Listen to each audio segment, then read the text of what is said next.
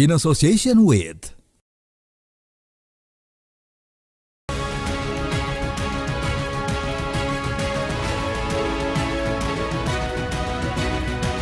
Tahun 2026 dimulai dengan dunia yang bergerak dalam ketidakpastian.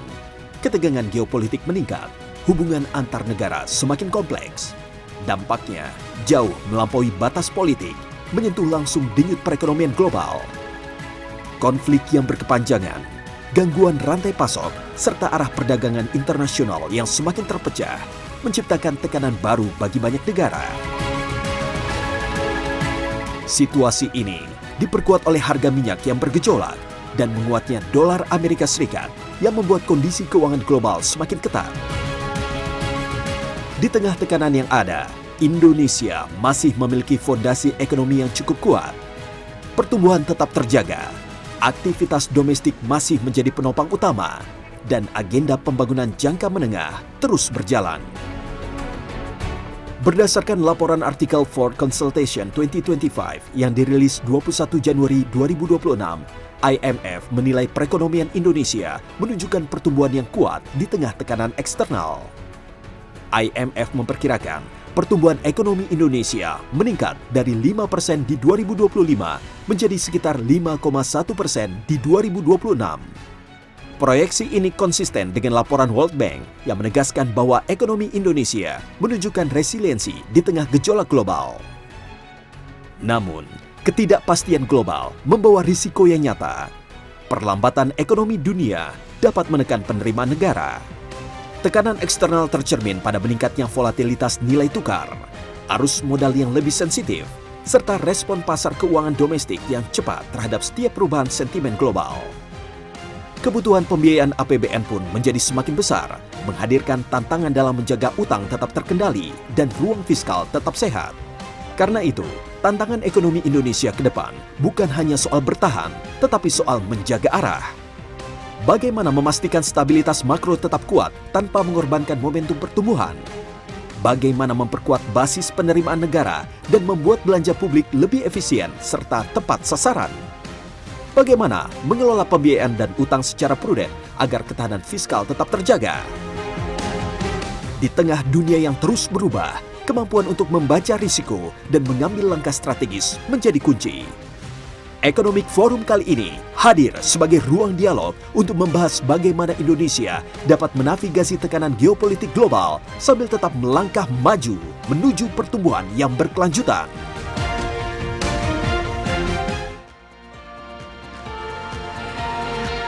Halo, apa kabar para pemirsa dan para hadirin semuanya? Selamat datang di CNN Indonesia Economic Forum bersama saya Desi Anwar.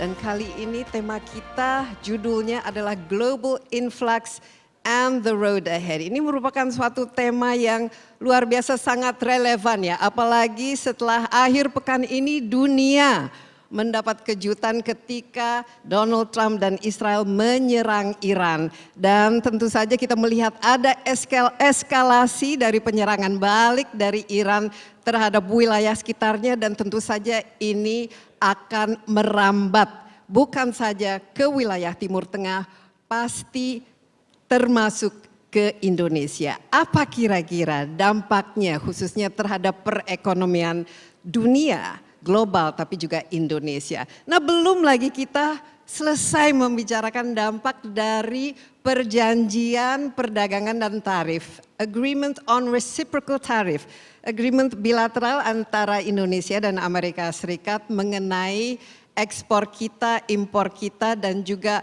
konsesi-konsesi dan persetujuan yang dibahas dalam pertemuan itu. Apa dampaknya? Apa artinya terhadap bukan saja perdagangan di Indonesia, tapi perekonomian dan juga angka pertumbuhan. Nah, semua ini tentu saja memerlukan strategi yang tepat oleh pemerintah kita, para regulator kita, supaya kita bisa menatap ya tantangan ini dan juga menyiasatinya dengan baik. Karena kita memiliki target pertumbuhan yang cukup tinggi, 8%, ya, dan kita harapkan pertumbuhan ini tidak terganggu untuk tahun ini.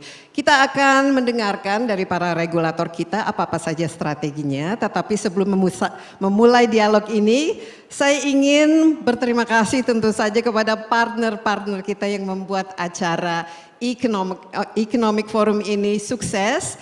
Ada Bank BRI, dari BCA, Bank BJB, Bank Mandiri, Bank Jatim, serta BTN. Saya berikan tepuk tangan dong kepada para sponsor kita, para himbara.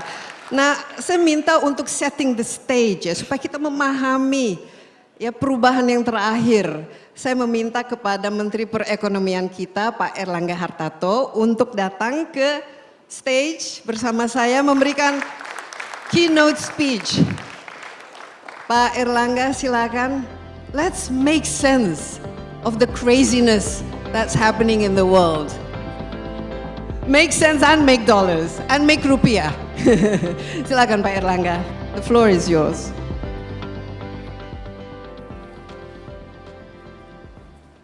Assalamualaikum warahmatullahi wabarakatuh. Salam sejahtera bagi kita semua. Om Swastiastu, Namo Buddhaya, salam kebajikan. Yang kami hormati Bapak Hairul Tanjung, selaku CEO CT Corp, Pak Muhammad Misbakun, Ketua Komisi 11 DPR RI, Pak Maman Abdurrahman, Menteri UMKM Republik Indonesia. Ini kebetulan timnya sama semua nih Pak. Pak Yuda Agung, Pak Wamen Keuangan,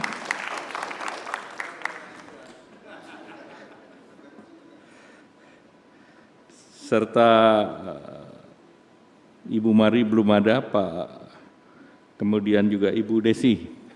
Terima kasih Pak CT, kemarin Jumat datang ke kantor khusus untuk memastikan hadir di acara ini, jadi kita tepuk tangan.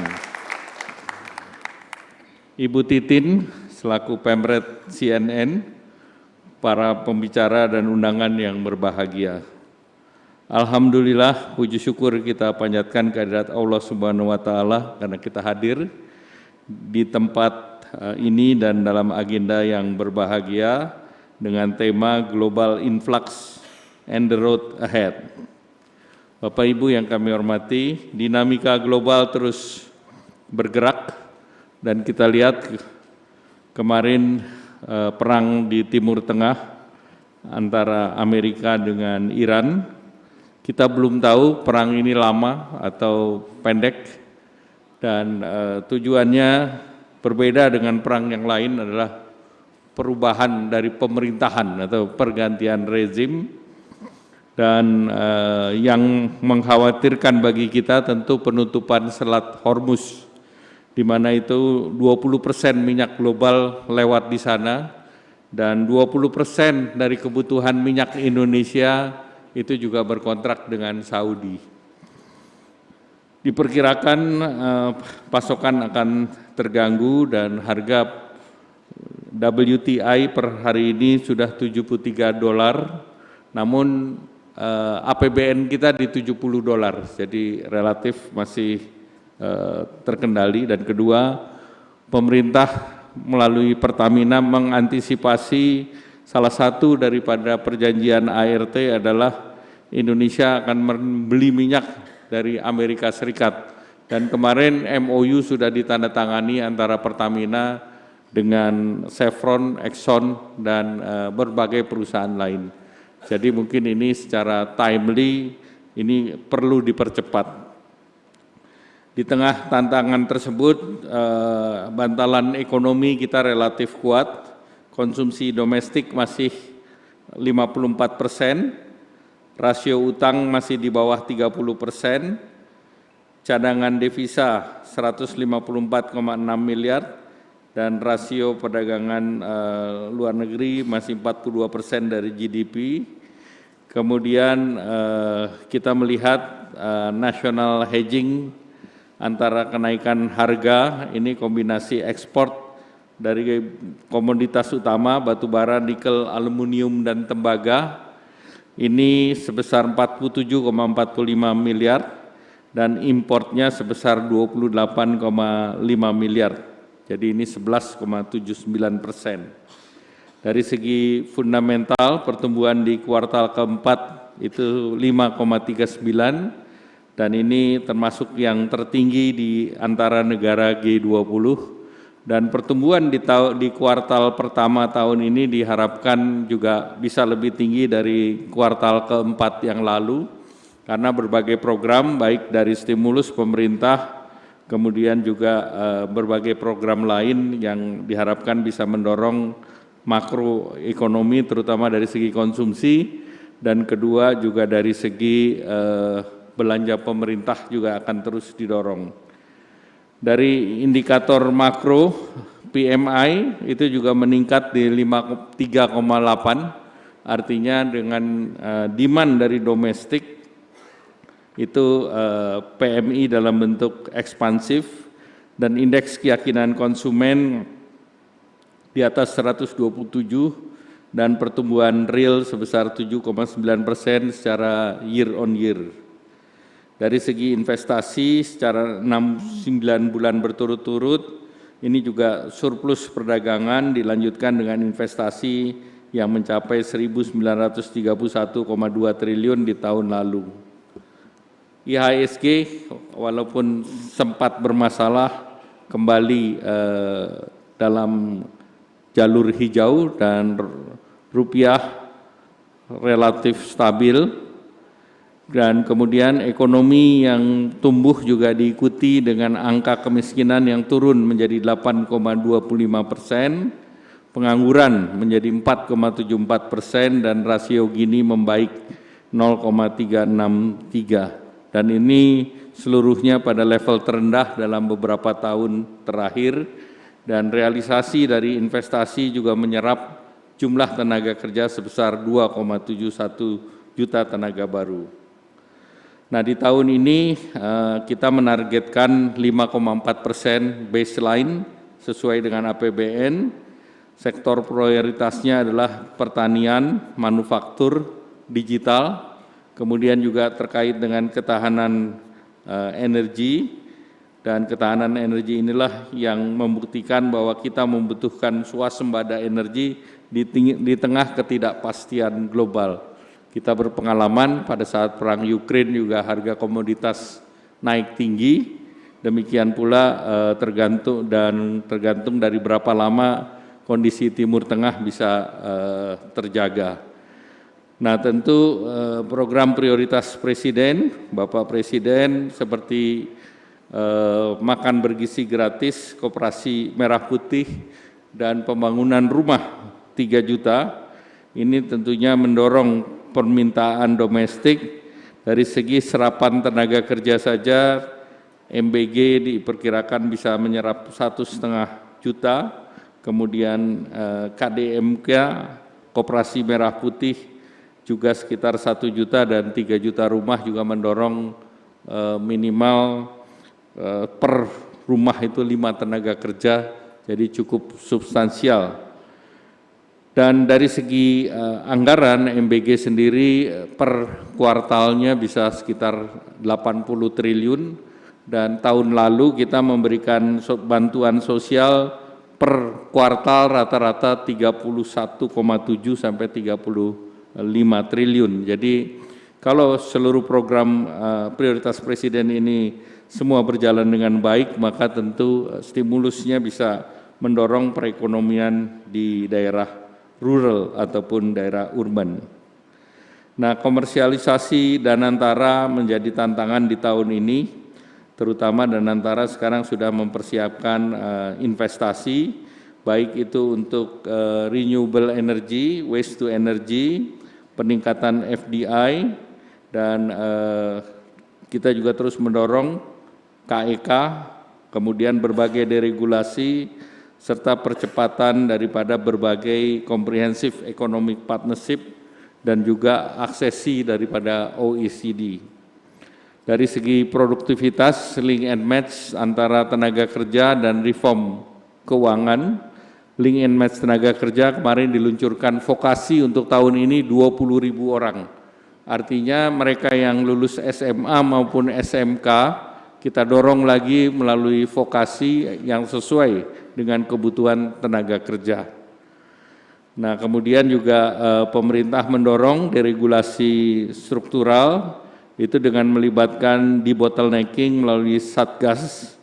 Kemudian ini bisa untuk mendorong private sector mengadu kepada pemerintah kalau mengalami berbagai hambatan.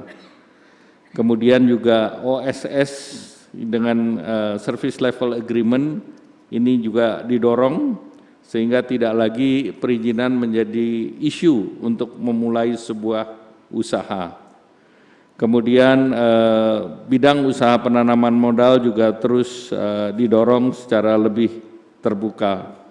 Dari kawasan ekonomi khusus sendiri, investasi kumulatif 335 triliun, di tahun 2025 82,4 triliun, dan menyerap 248.451 orang.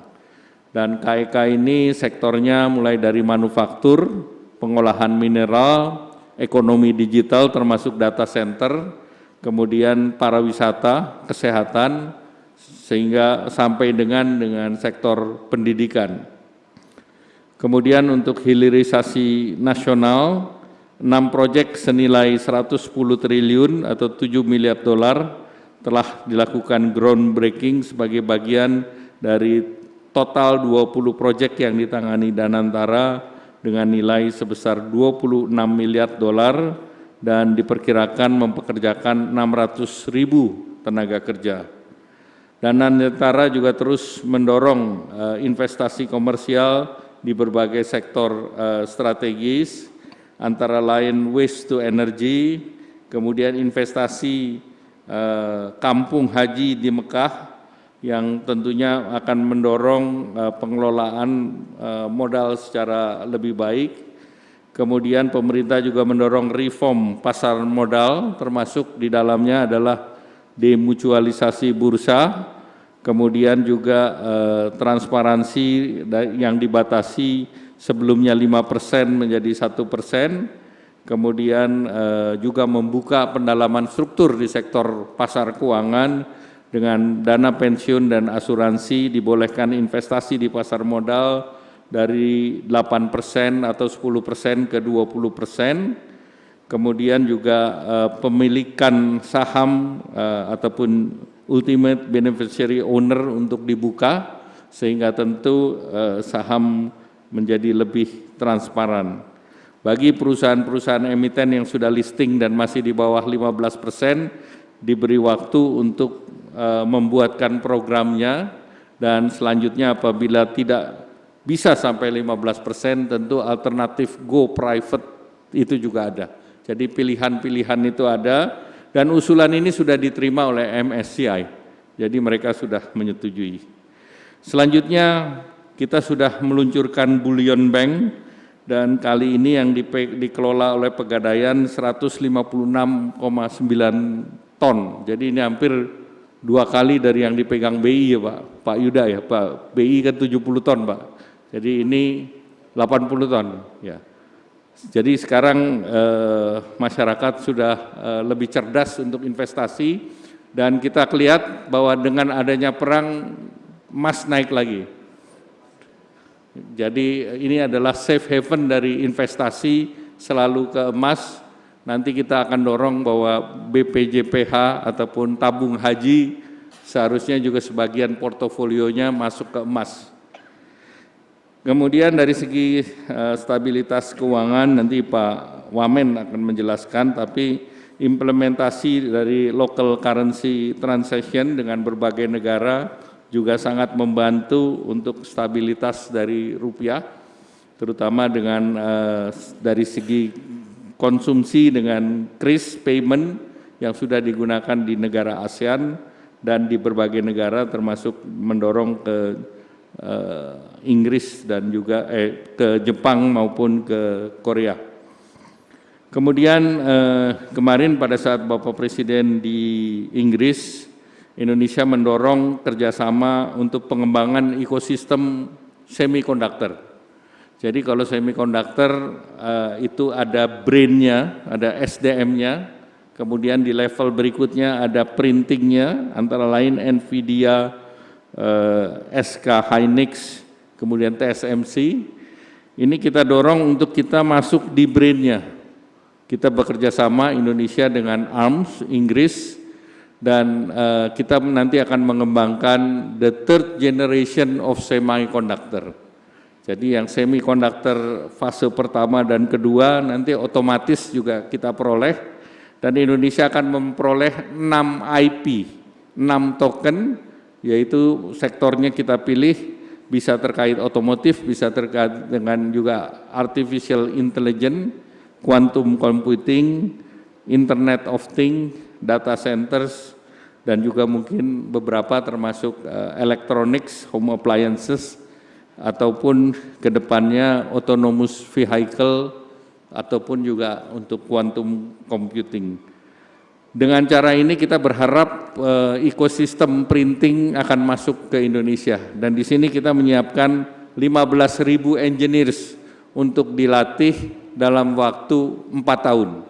Dan 15.000 ini seluruhnya masuk dalam ekosistem daripada ARMS. Nah, selanjutnya beberapa program terkait ketenaga kerjaan, yaitu magang lulusan perguruan tinggi. Ini melibatkan 100.000 orang dan kita akan lanjutkan sampai dengan bulan Juni tahun ini, dan kita akan launch juga tahun ini yang 100.000. Kemudian vokasi kita dorong, talenta digital juga kita dorong melalui berbagai akademi seperti Apple Academy, Apple R&D Center, IBM Hybrid Cloud Academy, serta reform pendidikan vokasi berbasis kompetensi. Selain itu pemerintah terus membuka akses pasar, AYU-SEPA kita akan selesaikan di tahun ini dengan ratifikasi baik di EU maupun di Indonesia. Kemudian Indonesia Kanada SEPA, Indonesia IAIU atau Eurasia FTA, ini membuka pasar Rusia dan juga Belarus dan negara sekitarnya.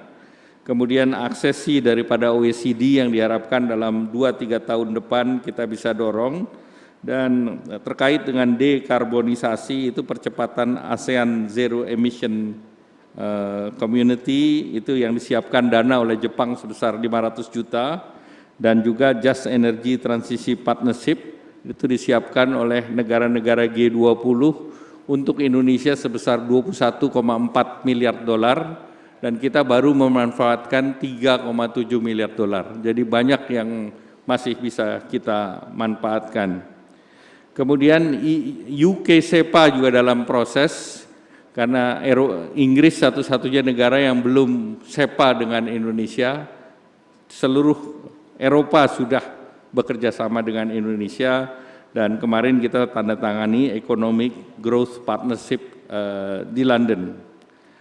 Kemudian tentu kita mendorong juga inflasi tetap di sasaran 2,5 sampai 1%. Kemudian di jangka pendek beberapa program untuk Idul Fitri, baik itu diskon transportasi, kereta api, angkutan penyeberangan, laut dan udara, kemudian bantuan pangan 10 kg beras dan 2 liter minyak goreng kepada 35,04 juta keluarga, dan juga ini diharapkan bisa menjaga stabilitas dan inflasi pangan. Kemudian juga dalam waktu singkat ada THR, baik itu untuk pegawai negeri, swasta maupun yang lain. Nah, stimulus ini diharapkan kuartal pertama kita bisa genjot perekonomian. Kita tahu selama bulan Ramadan ataupun di bulan puasa konsumsi akan meningkat, dan targetnya minimal kita mencapai 5,5% di Q1. Bapak Ibu yang kami hormati, kemarin kita juga sudah menandatangani ART, Agreement on Reciprocal Tariff, dan itu pada tanggal 19 bulan Februari, dan ini sangat timely karena itu adalah negara terakhir sebelum adanya keputusan dari Supreme Court yang menandatangani dengan Amerika. Dan Indonesia mendapat better deal dibandingkan India karena kita ada 1.900 pos tarif yang dapat 0. Jadi kalau kita ambil rata-rata seluruh tarif ada yang 0, ada yang 15%, itu rata-ratanya kita hanya sekitar 6 sampai dengan 6,5%. Dan kedua, barang yang kita berikan 0%, memang selama ini 0. Jadi seperti kita memberikan import gandum 0, sebelum ART pun 0. Demikian pula soyabin, selama ini juga kita import soyabin dan itu juga 0. Kemudian yang secara komersial, tadi import BBM 15 billion dollars, ya selama ini juga kita import segitu juga. Jadi kita hanya melakukan pengalihan-pengalihan. Seperti hari ini kan tidak banyak yang tahu kita import dari Gabon dan Nigeria. Dan ini kalau dengan situasi yang memanas di Timur Tengah, nah ini transportasi maupun biaya kapalnya itu kan akan naik. Tetapi kalau kita ambil yang dari Amerika atau sekarang turunannya Venezuela, itu tidak terganggu oleh perang yang di wilayah timur. Jadi kita kalau lihat dari barat, nah ini Pertamina kebetulan sudah MOU sehingga tentu kita akan dorong untuk dipercepat dan sehingga kita mempunyai alternatif terhadap situasi yang berkembang selama ini. Demikian pula juga kalau ada isu halal, ya memang kalau sudah ada MRA tidak hanya dengan Amerika. Jadi barang dari Korea pun kalau di sana sudah disertifikasi halal, masuk ke Indonesia ya certified itu berlaku. Jadi ini sesuatu normal praktis yang diberikan kepada Amerika, sudah kita berikan juga kepada Korea, kita berikan kepada Jepang karena kita punya IJPE, bahkan kita punya juga dengan China karena China ASEAN FTA itu sudah jalan lebih dari 20 tahun. Jadi selama ini hampir semua produk Cina masuk ke Indonesia 0%. Dan tentu China ini skillnya besar dan juga untuk beberapa sektor dianggap dalam tanda petik membanjiri Indonesia. Nah ini yang kita harus jaga. Kalau Amerika natur daripada komoditasnya beda. Mereka suplai bahan baku, kita manufakturnya, kita ekspor manufaktur produk dari Indonesia. Dan khusus mereka sudah berikan untuk tekstil, produk tekstil diberikan 0% terhadap Indonesia. Ada 1-2 komoditas lagi yang juga diberikan 0 ke Indonesia, tinggal mekanismenya seperti apa. Kita mendapatkan tarif yang tadinya di embargo, itu mirip dengan India. Tetapi karena sudah ada keputusan Supreme Court 15%, maka kita dapat diskon lagi. Kita ikut harga Supreme Court yang 15% selama 150 hari, tetapi yang kita sudah dapat 0, tetap 0%. Jadi itulah perjanjian yang ditandatangani dan penandatanganan dokumen antara Pak Presiden Prabowo dan Pak Presiden Trump itu sebuah meeting yang luar biasa karena dua-duanya tidak tercantum di dalam jadwal resmi masing-masing, tetapi pada saat Board of Peace itu ditandatangani dan di situ Pak Trump menulis sendiri berapa tarif untuk Indonesia. Itu menunjukkan betapa Pak Trump sangat menghormati Presiden Prabowo. Dan bahkan di dalam judulnya juga kerjasama ekonomi yang menuju masa emas kedua negara. Jadi the golden age of Indonesia dan Amerika menuju masyarakat adil, makmur, maju, sejahtera. Kalau di bulan puasa kita sebut masa baldatun toyobotun warobur gafur. Jadi inilah yang di nuansa daripada kerjasama Indonesia dengan Amerika, dan Amerika komit ini akan dilaksanakan, dan kita lihat seminggu sesudahnya terjadi apa yang di Amerika. Jadi ini adalah sangat timely, dan alhamdulillah kepercayaan kedua pemimpin sudah sangat baik, dan mereka, Marco Rubio mengatakan bahwa Indonesia sekarang sudah berada dalam global stage atau panggung dunia yang juga sangat diperhitungkan oleh berbagai negara. Demikian, terima kasih. Wassalamualaikum warahmatullahi wabarakatuh.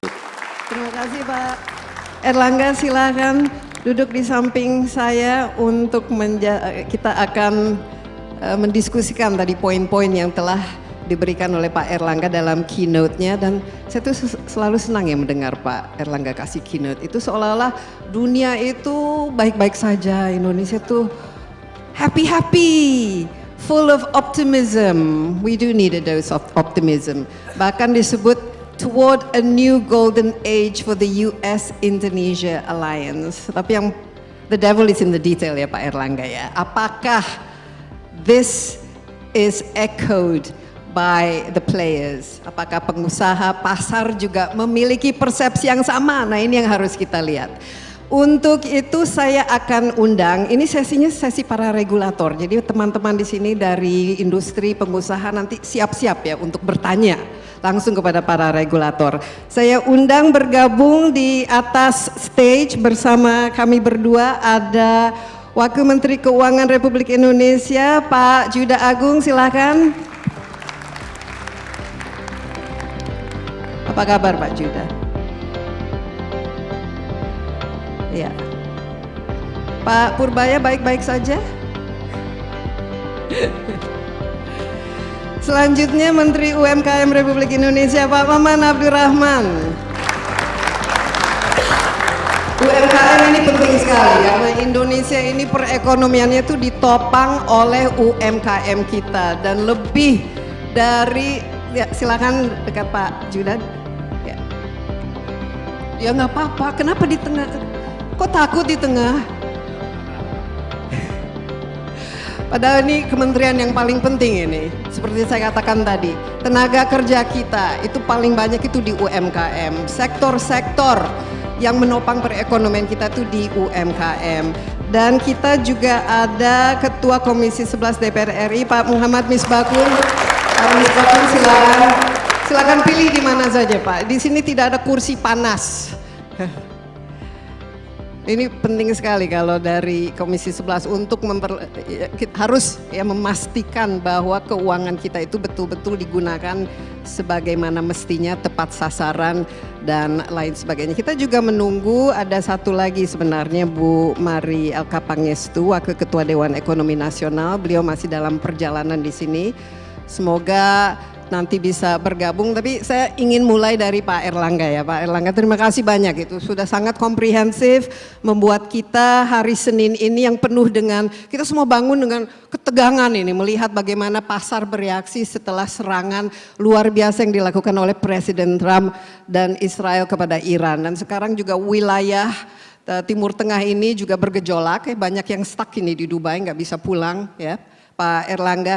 Nah, target pertumbuhan kita tadi disebut 5,4%, ini yang dari target pemerintah ya. Kira-kira dengan adanya volatilitas ini, bila perang ini akan berkelanjutan ya, harga minyak tadi kita sudah ketahui 20% dari pasokan minyak dunia itu lewat Timur Tengah. Ini kira-kira Indonesia itu seperti apa? Ya, struktur ekonomi Indonesia ini bisa nggak menghadapi tekanan-tekanan eksternal ini dalam waktu yang panjang, dan kira-kira pengaruhnya terhadap pertumbuhan kita tuh bisa how many percentage will it shave off? Ya, pertama kita sudah pengalaman saat COVID plus perang Ukraine. Nah, itu kenaikan komoditasnya sangat luar biasa. Namun bagi Indonesia kenaikan komoditas juga ada upside. Kalau batu bara dan kelapa sawit naik, penerimaan negara juga naik. Jadi itu yang terjadi di tahun 2022 dan 2023. Tetapi kita melihat bahwa saat ini mungkin kepentingannya adalah juga menjaga stabilitas daripada harga minyak. Dalam hal ini kepentingan bersama negara di Middle East maupun Amerika Serikat, sehingga OPEC sudah meningkatkan produksinya. Nah, tinggal masalah transportasi.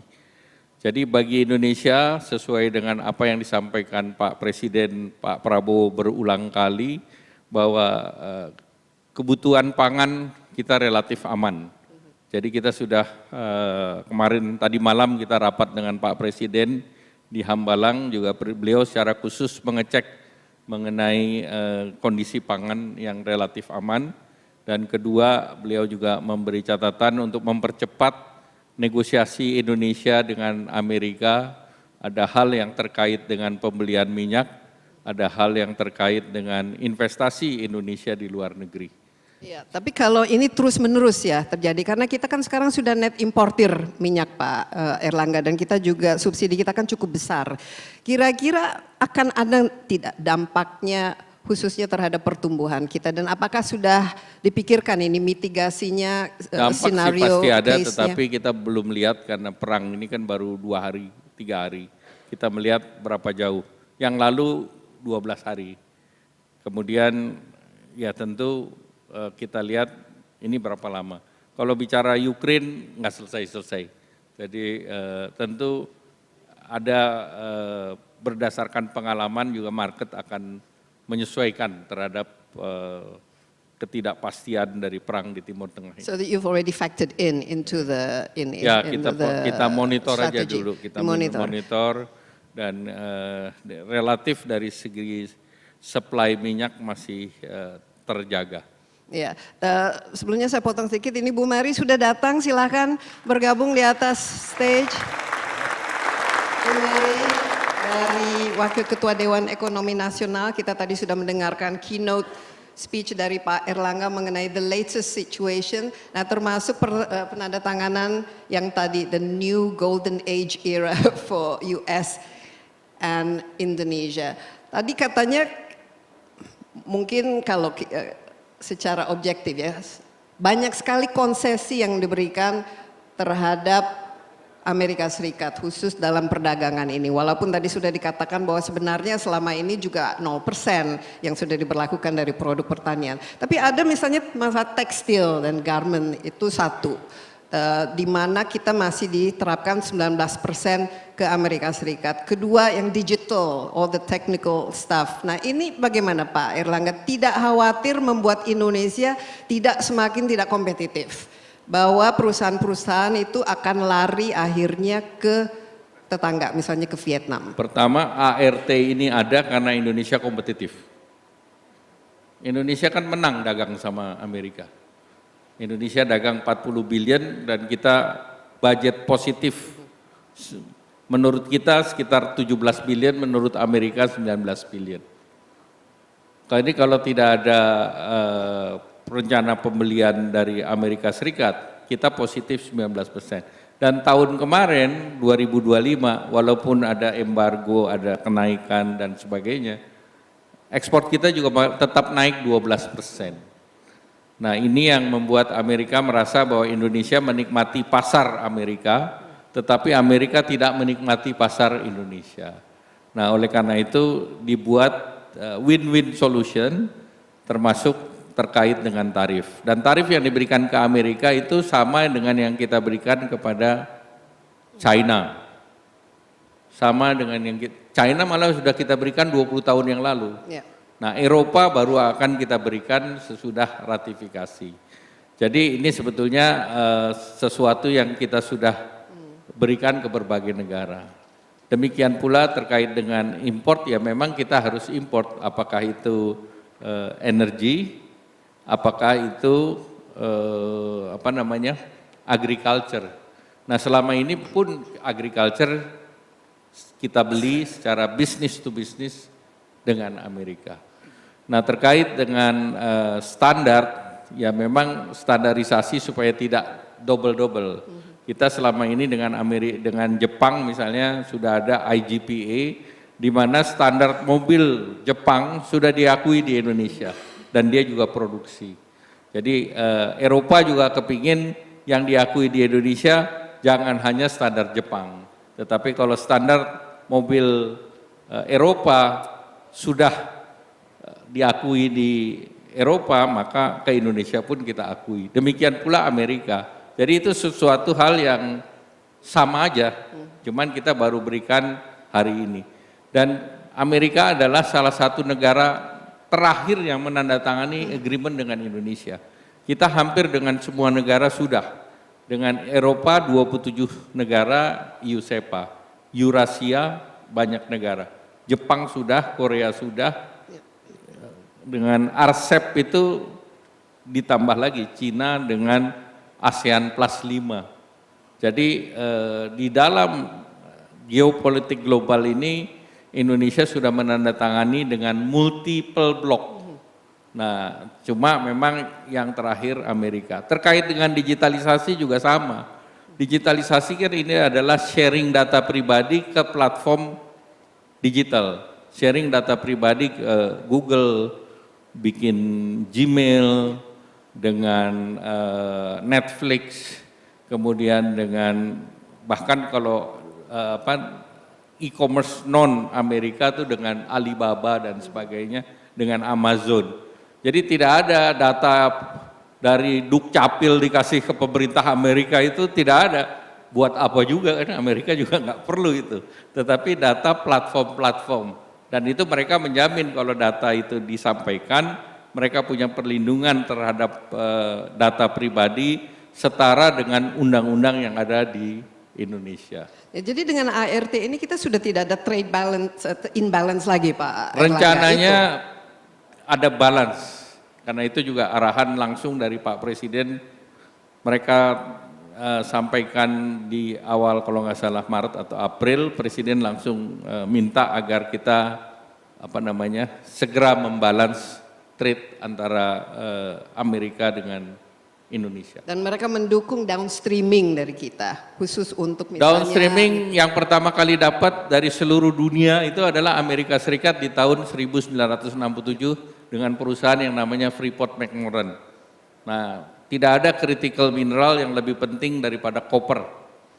Karena tidak ada elektronik tanpa koper, tidak ada semiconductor tanpa koper, tidak ada pesawat ataupun peralatan militer ataupun peralatan ruang angkasa tanpa koper. Dan koper ini dari tahun 67 sampai sekarang tidak ada ekspor koper ore ke Amerika. Mereka membangun smelter di Indonesia, mereka membangun refinery di Indonesia, dan yang akan diekspor adalah koper katodnya. Jadi itu salah satu contoh bahwa critical mineral Indonesia terbuka untuk investasi. Ya, mungkin sebelum saya ke Pak Juda, satu lagi. Kalau ini tidak ada yang baru istilahnya, ya sama-sama saja gitu. Dari dulu juga kita sudah 0%. Ada yang baru, non-barrier tarif. Jadi non-barrier tarif itu misalnya mereka mau import 70.000, 50.000, 12.000 mobil, ya jangan didiskon jadi cuma 10.000 gitu. Jadi kita berikan kalau mereka misalnya mau mengekspor ke Indonesia, perusahaannya minta berapa, ya kita kasih, nggak perlu disunat. Misalnya mereka mau ekspor frozen beef, selama ini mereka ekspor 40.000. Nah mereka mau kasih 50.000, ya boleh-boleh aja, orang selama ini juga Indonesia premium beef di supermarket kan banyak, US beef dan sebagainya. Jadi ini sebetulnya apa yang sudah ada kita tuliskan dan tidak diganggu. Oke. Jadi new golden age-nya tuh di mana persisnya? Begitu dua-duanya tambah sejahtera. Amin.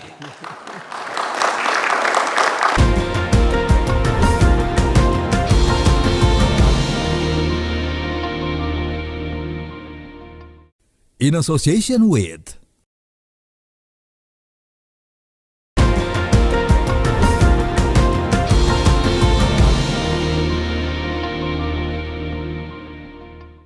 in association with Pak Judah, ini dengan kita melihat ya eskalasi yang terjadi di geopolitical kita, nah potensi juga mendorong kenaikan harga minyak dan lain sebagainya. Ini kira-kira seberapa resilient ya struktur APBN kita itu untuk absorbing all this shock? Apalagi kita lihat kan akhir-akhir ini sentimen pasar terhadap Indonesia tidak terlalu positif gitu. Ya, APBN kita itu memang didesain pertama prinsip prudence. Ya. Kemudian disiplin, ketiga fleksibel. Prudent dan disiplin, kita memastikan bahwa defisit kita di bawah 3%. Debt to GDP ratio sekitar 40%. Ya. Masih jauh lebih rendah dari di Undang-Undang 60%. Fleksibel artinya termasuk kalau terjadi shock-shock yang bersumber dari global, maka ada buffer, ada cadangan fiskal yang dapat digunakan untuk mengcover, untuk memberikan bantalan terhadap gejolak-gejolak itu. Baik dampak kepada belanjanya maupun terhadap revenue-nya. Nah juga kalau kita lihat dari pembiayaan defisitnya, kita lakukan berbagai upaya agar daya tahan fiskal terhadap gejolak-gejolak itu juga dapat terjaga dengan baik. Termasuk diversifikasi dari pembiayaannya. Kalau dulu pembiayaan berasal dari global itu banyak dari US dollar, ya, dominantly dari US dollar, hampir 80 sampai 100% dari US dollar. Sekarang ini kita melakukan diversifikasi market. Minggu lalu kami Kemenq baru saja menerbitkan global bonds sejumlah 4,5 billion US dollar, ekuivalen US dollar, tapi dalam mata uang euro dan renminbi. Dan itu harganya masih sangat bagus. Yieldnya masih sangat bagus. Untuk renminbi antara 2 sampai 3%. Dan untuk euro itu 4 sampai 5%. Ini ukurannya ini masih sangat bagus sekali untuk pasar global kita. Nah, jadi bisa saya katakan bahwa memang APBN kita cukup fleksibel untuk merespons dan mengurangi tekanan-tekanan yang bersumber dari global itu. Ya, misalnya ini kan sentimen pasar ya, terhadap Indonesia ini. Setahu saya S&P dan Moody's kan sudah mulai istilahnya mendowngrade ya. Ini kan pasti ada dampaknya. Kalau misalnya terjadi dan ini sudah terjadi capital outflow dan lain sebagainya. Kira-kira ini sudah disiapkan atau tidak Pak Judah? Dan kira stres tesnya itu sudah dilakukan nggak untuk memastikan bahwa apalagi kita lihat banyak sekali program-program Presiden Prabowo yang memerlukan pembiayaan yang luar biasa besarnya yang mungkin tidak akan istilahnya return on interest-nya itu tidak ada gitu. Ya, stress test tentu saja ini kami sebagai otoritas fiskal harus kita lakukan secara reguler ya, secara bulanan karena perkembangan global kan juga bergerak dari bulan ke bulan, jadi stress test terus kami lakukan. Soalnya termasuk untuk kalau misalnya rupiah itu betul-betul misalnya mencapai 17.000 gitu. Ya, ada sebenarnya di nota keuangan kita kan sudah ada sensitivity analysis ya. $1 kenaikan ICP itu menyebabkan kenaikan defisit 6,8 triliun. Ada di nota keuangan dan saya baca di beberapa media sudah mengquote itu. Kemudian 100 rupiah per US dollar pelemahan nilai tukar itu dampaknya sekitar 0,8 triliun dan kepada yield juga ada di situ di nota keuangan. 0,1% kenaikan yield itu akan menambah sekitar 1,9 triliun budget defisit. Jadi sudah ada. Nah tentu saja di dalam kasus yang seperti sekarang ini, ketika ada perang di Teluk dan potensi untuk kenaikan harga minyak sangat besar sekali karena Selat Hormuz akan ditutup, tentu saja kami melakukan stress test itu. Dan kalau ICP harga minyak naik, dampaknya bukan hanya kepada harga minyak, tentu saja kepada inflasi kita, kepada nilai tukar, kepada yield kita. Dan stress yang kami lakukan pada senario yang sangat plausible, ya, yang cukup plausible, itu menunjukkan bahwa defisit masih terjaga di bawah 3%. Debt over GDP juga masih terjaga. Dengan worst case scenario masih di bawah 3%. Dengan plausible. Mungkin kalau worst, kita nggak tahu seberapa worst perang yang terjadi sekarang gitu. Tapi dengan skenario yang lebih plausible, yang cukup plausible, yang mungkin terjadi dalam horizon yang bisa kita lihat ke depan gitu ya, itu masih terjaga. Termasuk juga pertumbuhan ekonomi itu masih di atas 5%, bahkan mendekati titik tengah 5,4. Ya, jadi senario-senario itu kita lakukan. Tentu saja kalau very extreme scenario, very worst yang kita unimaginable now gitu ya. We have to imagine karena memang yang berlangsung ini unimaginable gitu. Ya, katakanlah sampai misalnya harga minyak di atas 100, 150. Well, tentu saja berdampak. Kan nggak ada desain fiskal yang mengcover begitu ekstrim gitu kan. Tentu saja itu dampaknya sangat cukup signifikan kepada APBN Our kita. reserve. Tapi yang penting kalau menurut saya dalam situasi seperti sekarang ini kita melihat foreseeable future lah gitu yang bisa kita lihat dalam horizon.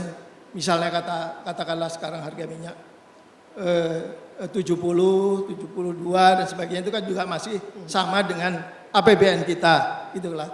Ya katakanlah naik sampai 75 pun di dalam scenario kami masih di dalam range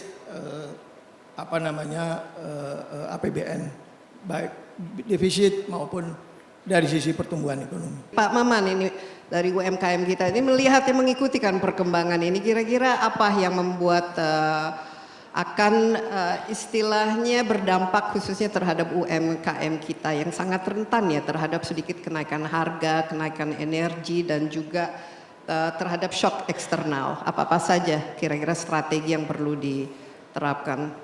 Ya, makasih Mbak Desi. Ini terus terang pada saat saya diundang diskusi ini, ini diskusi agak tinggi nih. Karena saya kan bicara pada sektor mikro ini kan, usaha mikro, kecil, menengah. Tapi untung alhamdulillah 2 periode saya di DPR memang di Komisi 7 gitu. Jadi bicara tentang sektor energi. Jadi sedikit banyaknya bisa melihat pada konteks korelasi hubungan peta global dengan impact terhadap ekonomi domestik kita gitu. Tentunya pasti yang paling terkena impact-nya dengan situasi ekonomi global adalah harga minyak. Kita kan patokan ukurannya adalah West Texas Intermediate dengan Brent oil price-nya. Dan impact-nya adalah ke asumsi makro pasti, kalau tadi disambungin dengan Pak Wamen ya, bahwa pasti akhirnya asumsi makro kita akan berimplikasi terhadap pengetatan sektor anggaran kita. Tapi poinnya saya mau masuk ke coba mengkorelasikan kepada 2 hal sebetulnya kalau melihat UMKM kita juga, yaitu sektor pembiayaan dengan sektor market. Sebetulnya kalau melihat UMKM ada 4 aspek: pembiayaan, peningkatan sumber daya manusia, dan yang ketiga adalah produksi, dan yang keempat baru market. Tapi saya, karena ini konteksnya global, saya bicara tentang 2 hal saja, yaitu pembiayaan dan market. Dari sisi pembiayaan, Total kalau kita asumsikan kredit yang sudah dialokasikan di tahun 2025 total ya, baik itu dari bank himbara maupun bank swasta kita kurang lebih sekitar 8.000 triliun. Itu yang sudah digelontorkan. RPJMN kita itu mematok untuk ke sektor mikro, kecil dan menengah itu 25% dari total alokasi kredit kita. Jadi kalau dari 8.000 triliun ya 25%-nya tuh. Berdasarkan tren, terjadi tren yang positif sebetulnya dari sisi pembiayaan. Artinya walaupun belum bisa mencapai ke 25%, tetapi hari ini kita sudah di 19%. Artinya masih ada selisih 6% yang mungkin PR kami di Kementerian UMKM untuk mengejar ke 25% itu sesuai dengan RPJMN. Tapi poinnya kalau kita lihat dari grafik, per hari ini yang sudah dialokasikan dari 8.000 triliun itu kurang lebih sekitar 1.600 triliun ke sektor UMKM. Nah, evaluasi kami dari sisi Kementerian UMKM, kami selama 1 tahun ini baru memonitoring, mengevaluasi, memitigasi dari sisi kur saja dulu. Kita belum menyentuh tuh semua 1.600 triliun itu.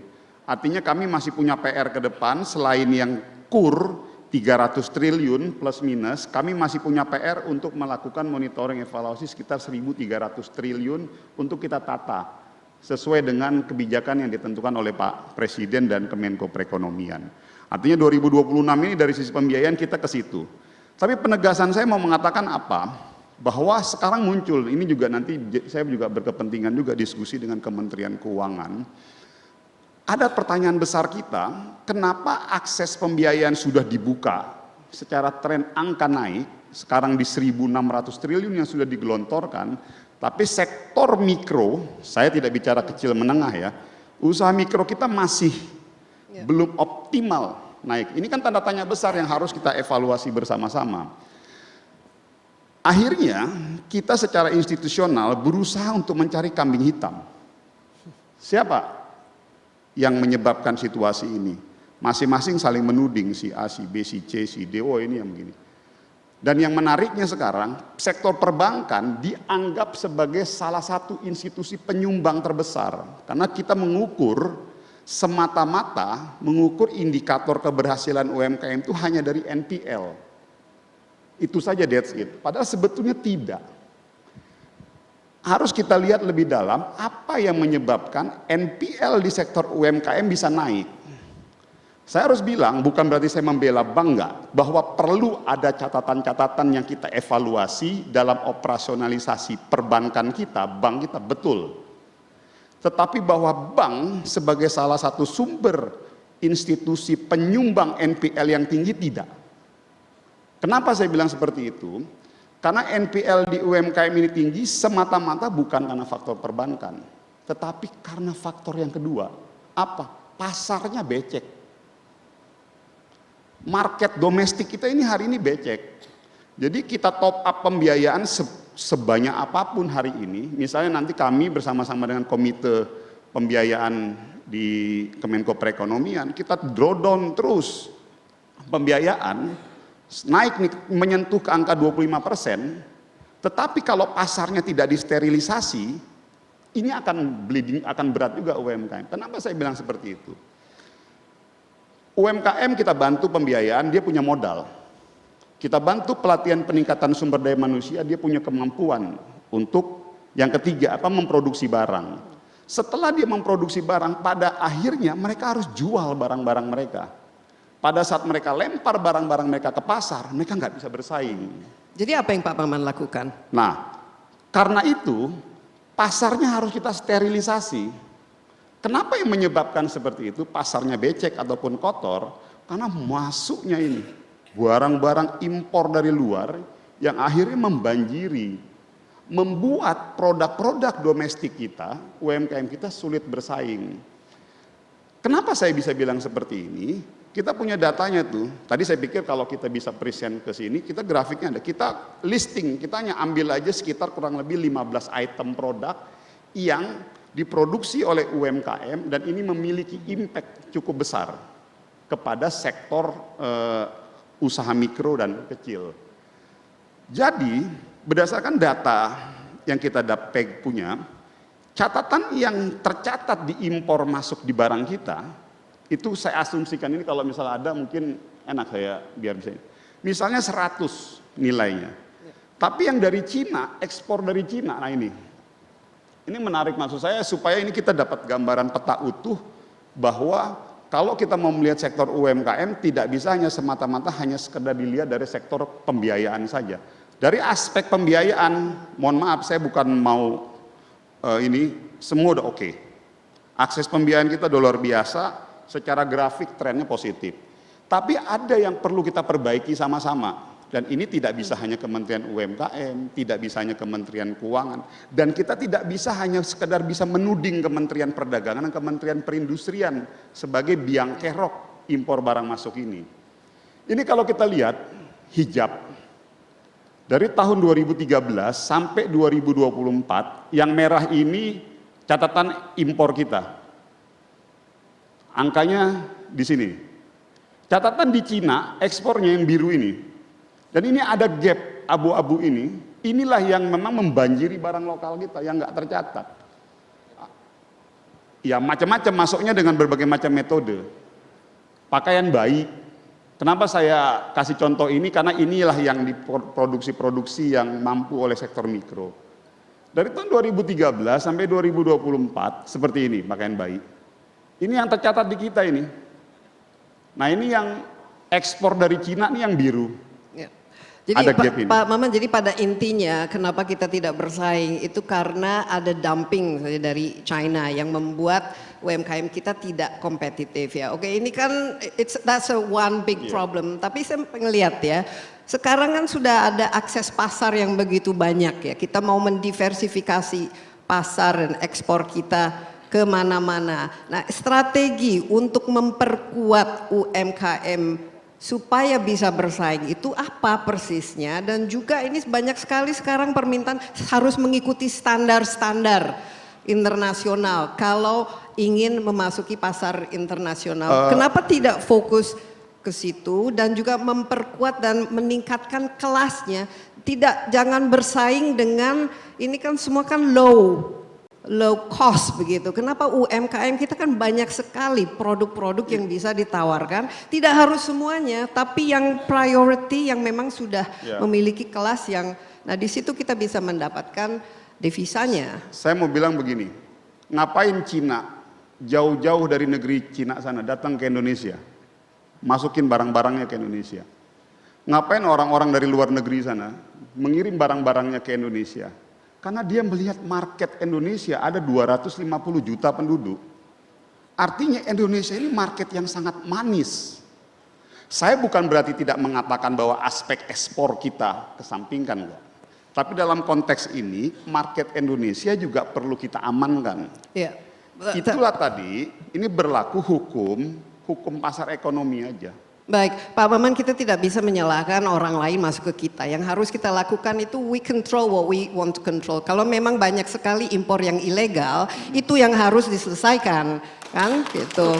Jadi maksudnya kita harus lihat problemnya itu di mana. Kita tidak bisa mencari scapegoat. Oh ini karena China begini dan apa yang kita miliki, kita kan harus fokus ke situ. Kekuatan kita itu apa? Sekarang sudah ada nih akses pasar kemana-mana. Bagaimana kita memanfaatkannya? Bagaimana pembiayaan? Kita juga tidak bisa menyalahkan perbankan. Bank itu money goes where money is welcome. Kalau nggak welcome dia nggak akan begitu. Jadi just one more question.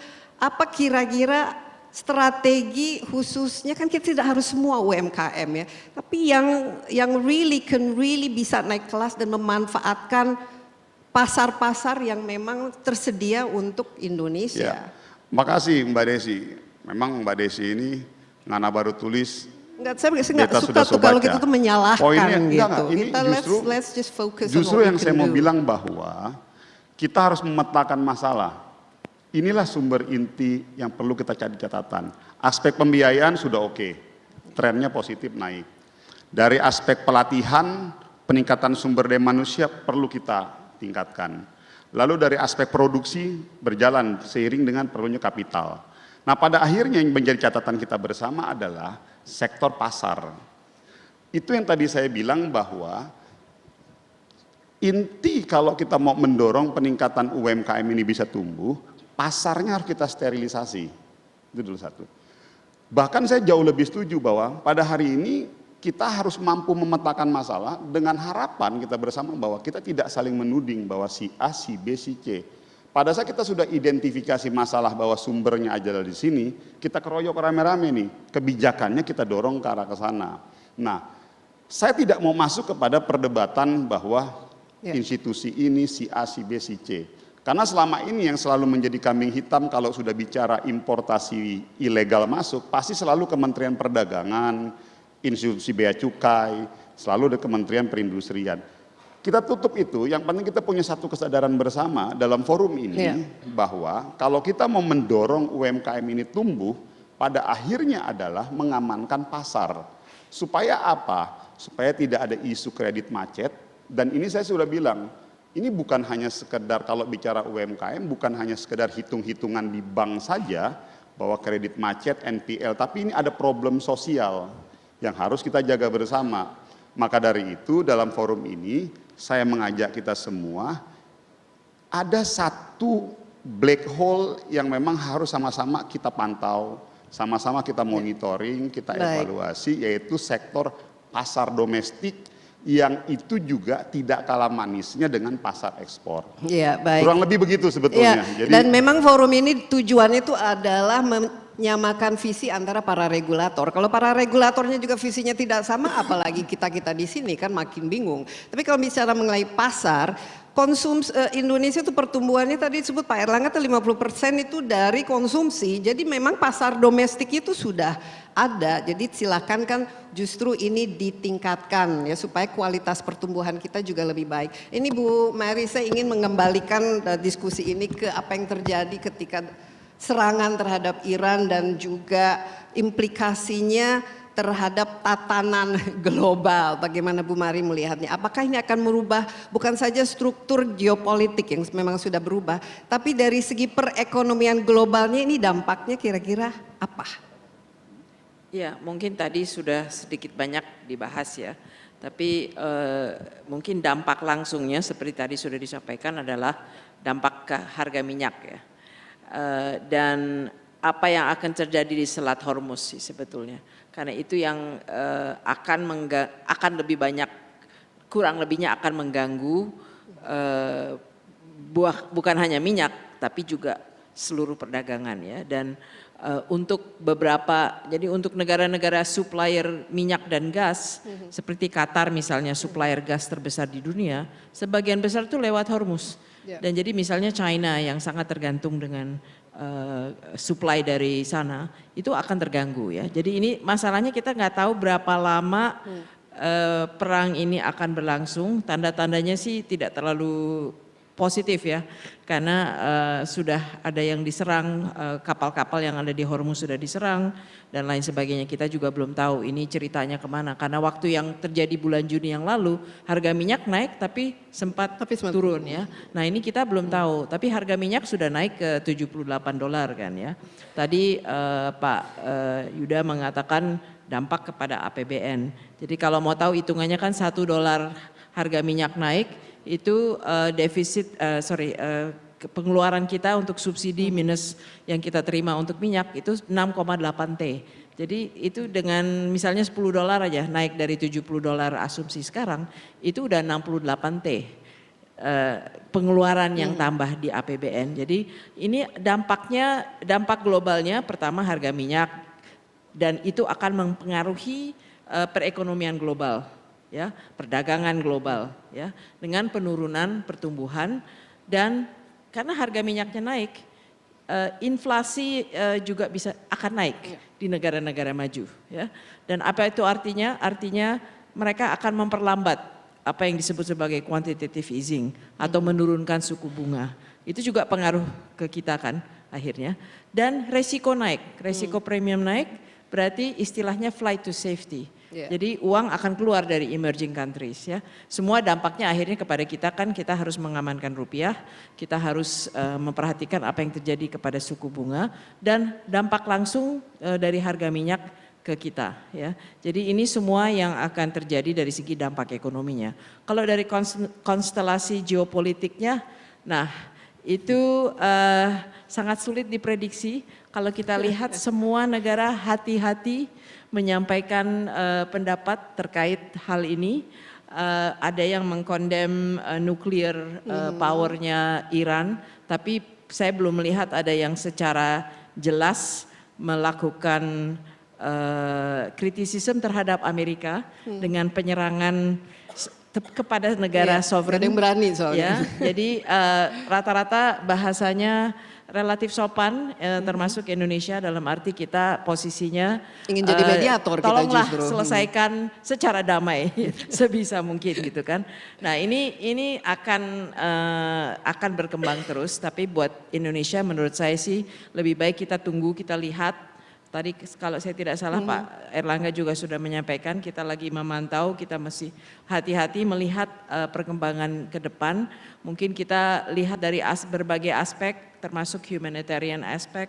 Tapi untuk geopolitiknya ini akan sangat sulit untuk Tapi sebaiknya bagaimana Indonesia memposisikan diri menurut Bu Mari? Apalagi dengan ini kan kelihatan ada polarisasi juga kan, China, Rusia satu pihak dan kemudian Amerika Serikat dan Israel itu di lain pihak. Jadi kita Indonesia ini bagaimana dan apakah kita masih dipandang sebagai negara yang istilahnya a safe haven baik secara politik maupun secara ekonomi? Saya rasa kita untuk at least untuk isu Iran, untuk isu yang perang di Timur Tengah, sebaiknya kita netral saja dulu dan melihat apa yang perlu kita lakukan untuk istilahnya mengamankan negara kita maupun wilayah kita ya. Tapi kalau kita bicara lebih luas ya terkait dengan perdagangan dan US China dan lain sebagainya, itu kita sebetulnya harus dan kita sudah mengambil posisi sih sebetulnya. Kalau saya boleh berkomentar mengenai US tariff as well as the China issue, boleh? Boleh dong. Ya, oke. Saya ingin menambahkan sih sebetulnya, karena tadi yang disampaikan Pak Erlangga nyambung ke Pak Maman tuh ada sambung ceritanya sebetulnya. Karena saya ingin sampaikan 3 hal ya. Pertama, kalau kita kan sibuk nih memantau apa yang terjadi dengan Amerika. Padahal kita yang harus kita waspadai adalah bagaimana kita menjaga hubungan kita dengan China juga.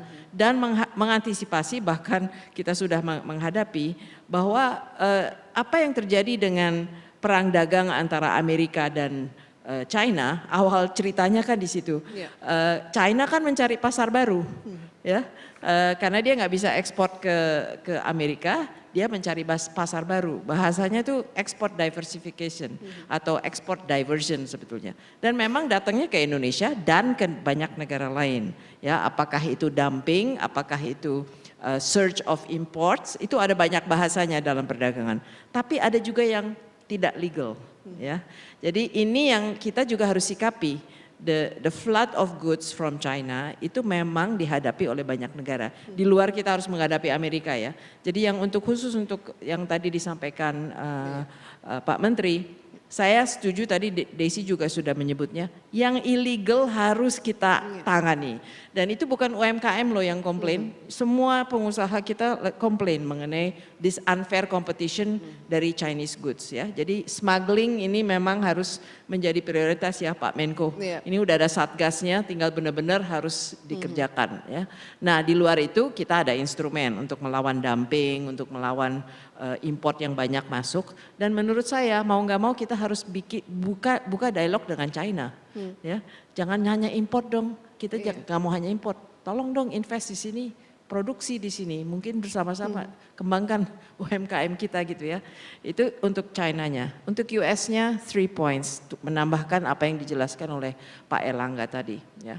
Pertama, jangan diukur dari tarif, angka-angka. Tidak bisa hanya dilihat dari situ ya.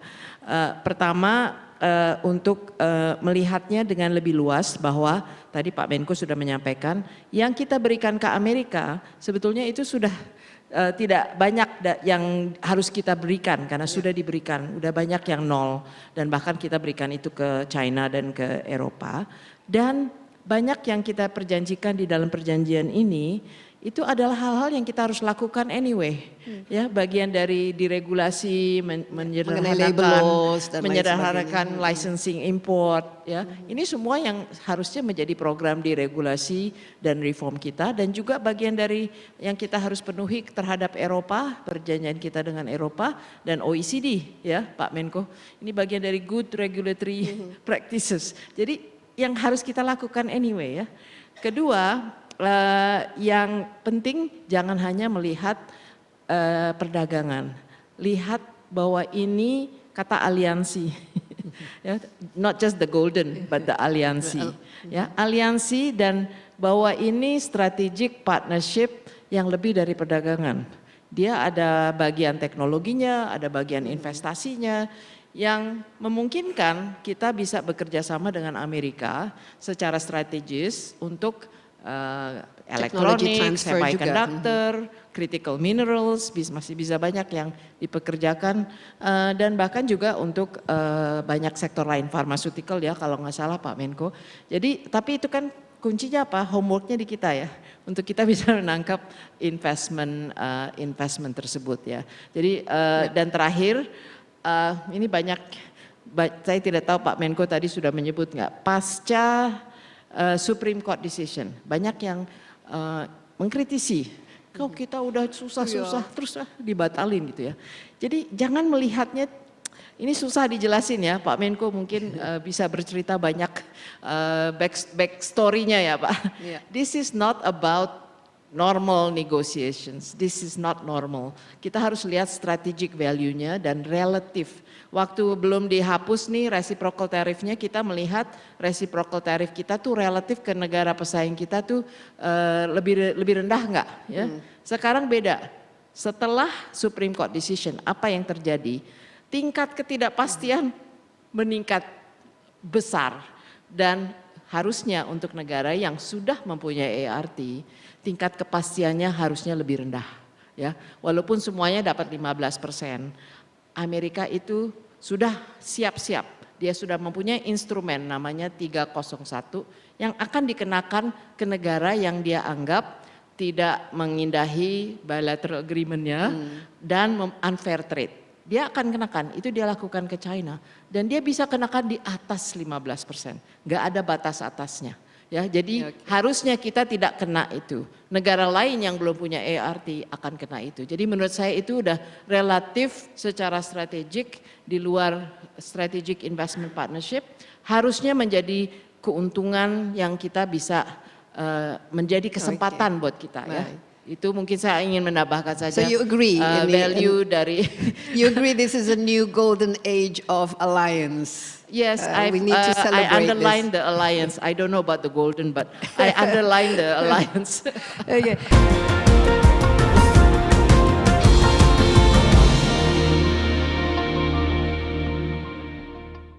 In association with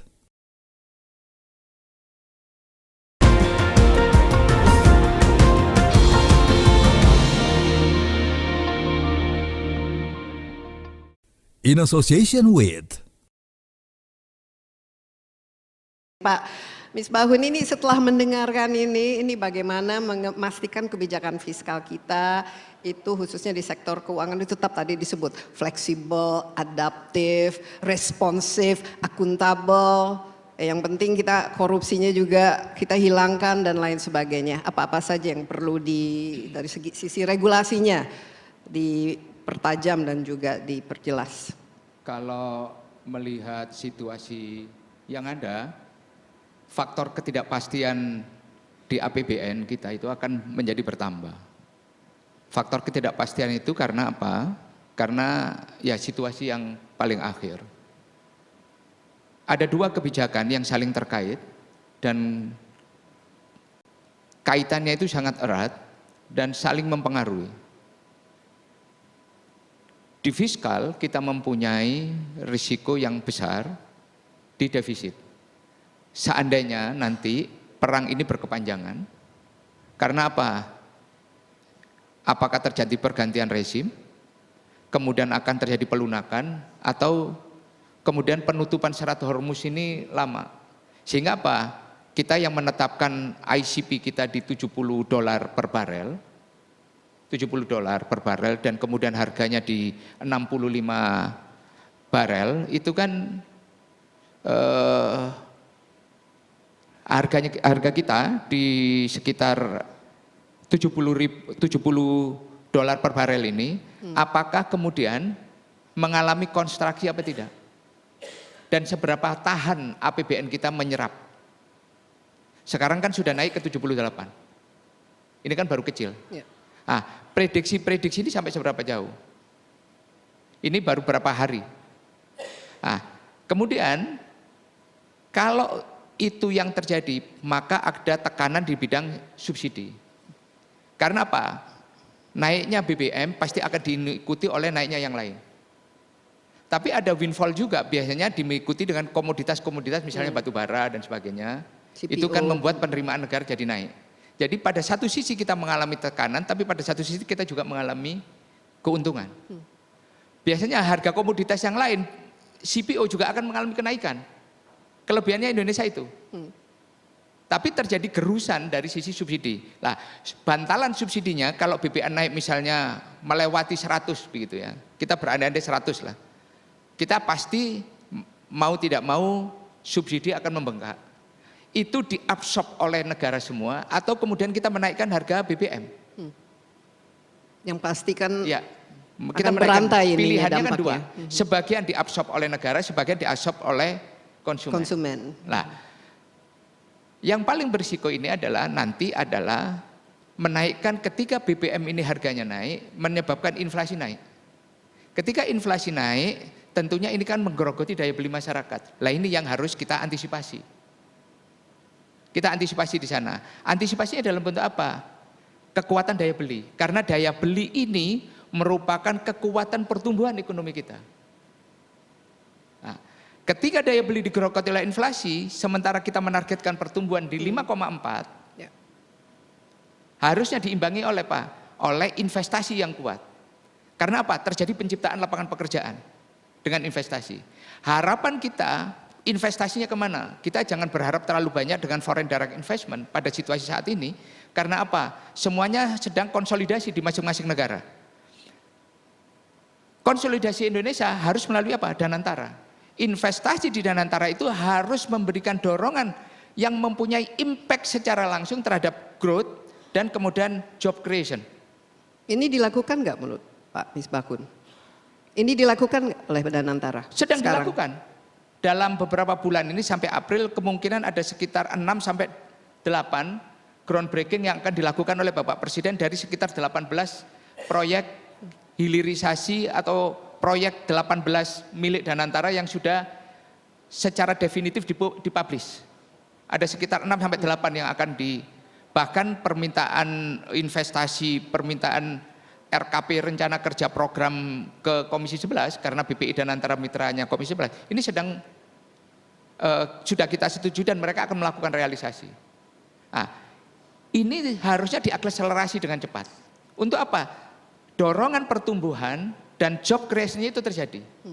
Walaupun kita sadar sepenuhnya dalam presentasinya Danantara kepada Komisi 11 itu mereka menyampaikan akan terjadi fase J-curve. Fase ketika mereka melakukan investasi itu akan terjadi penurunan terhadap kinerja Danantara secara korporat, secara keseluruhan, dan baru secara jangka panjang baru akan naik. Itu dalam periode 7 tahun. Tetapi tentunya investasi ini kan pada saat mereka masih groundbreaking dan sebagainya ini kan ada faktor-faktor produksi yang bisa mereka bangun. Dan ini harusnya memberikan kontribusi terhadap pertumbuhan dan lapangan pekerjaan. Lah, ini yang harusnya segera dikonsolidasikan. Ya. Risiko berikutnya adalah risiko di nilai tukar. Karena apa? Nilai tukar sampai sekarang ini selalu melewati asumsi di 16.500. Saat ini rupiah selalu bergerak di pada kisaran 16.700, 16.800. Ini memberikan tekanan apa? Tekanan terhadap impor. Karena apa? Barang industri dalam negeri kita banyak sekali yang kebutuhan impornya.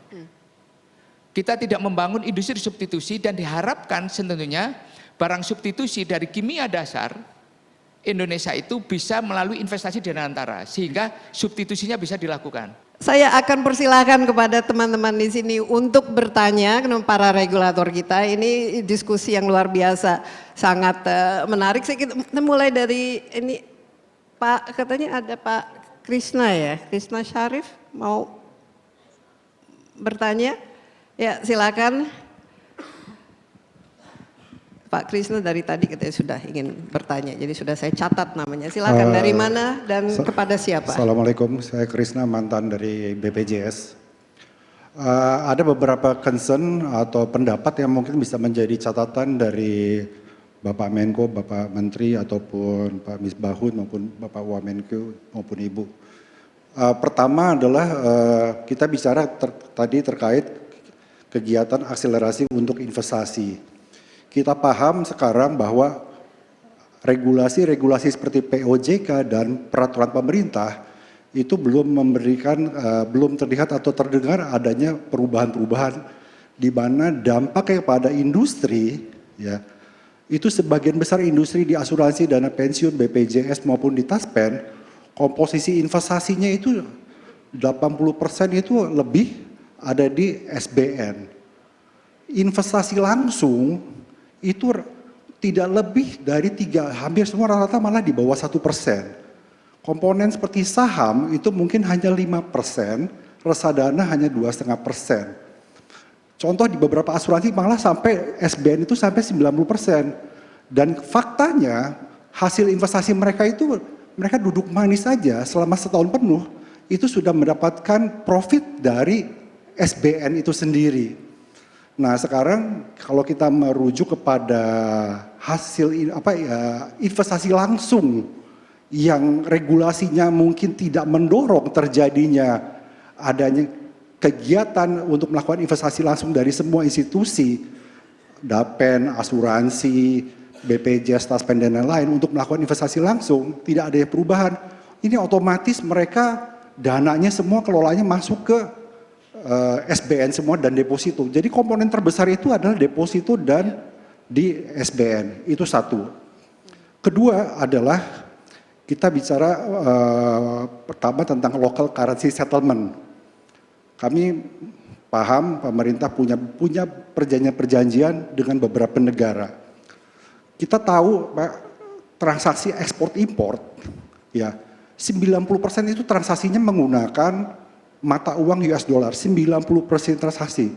Ekspornya 220 miliar dolar di industri pengolahan semua US dollar. Di pertambangan mineral itu 50 miliar dolar di tahun 2025. Kalau di importnya terbesar adalah mungkin ada di misalnya ada di migas. Kebetulan saya dari BUMN tambang juga dulu. Nah, jadi pertanyaan saya adalah apakah ada arah kebijakan dari pemerintah?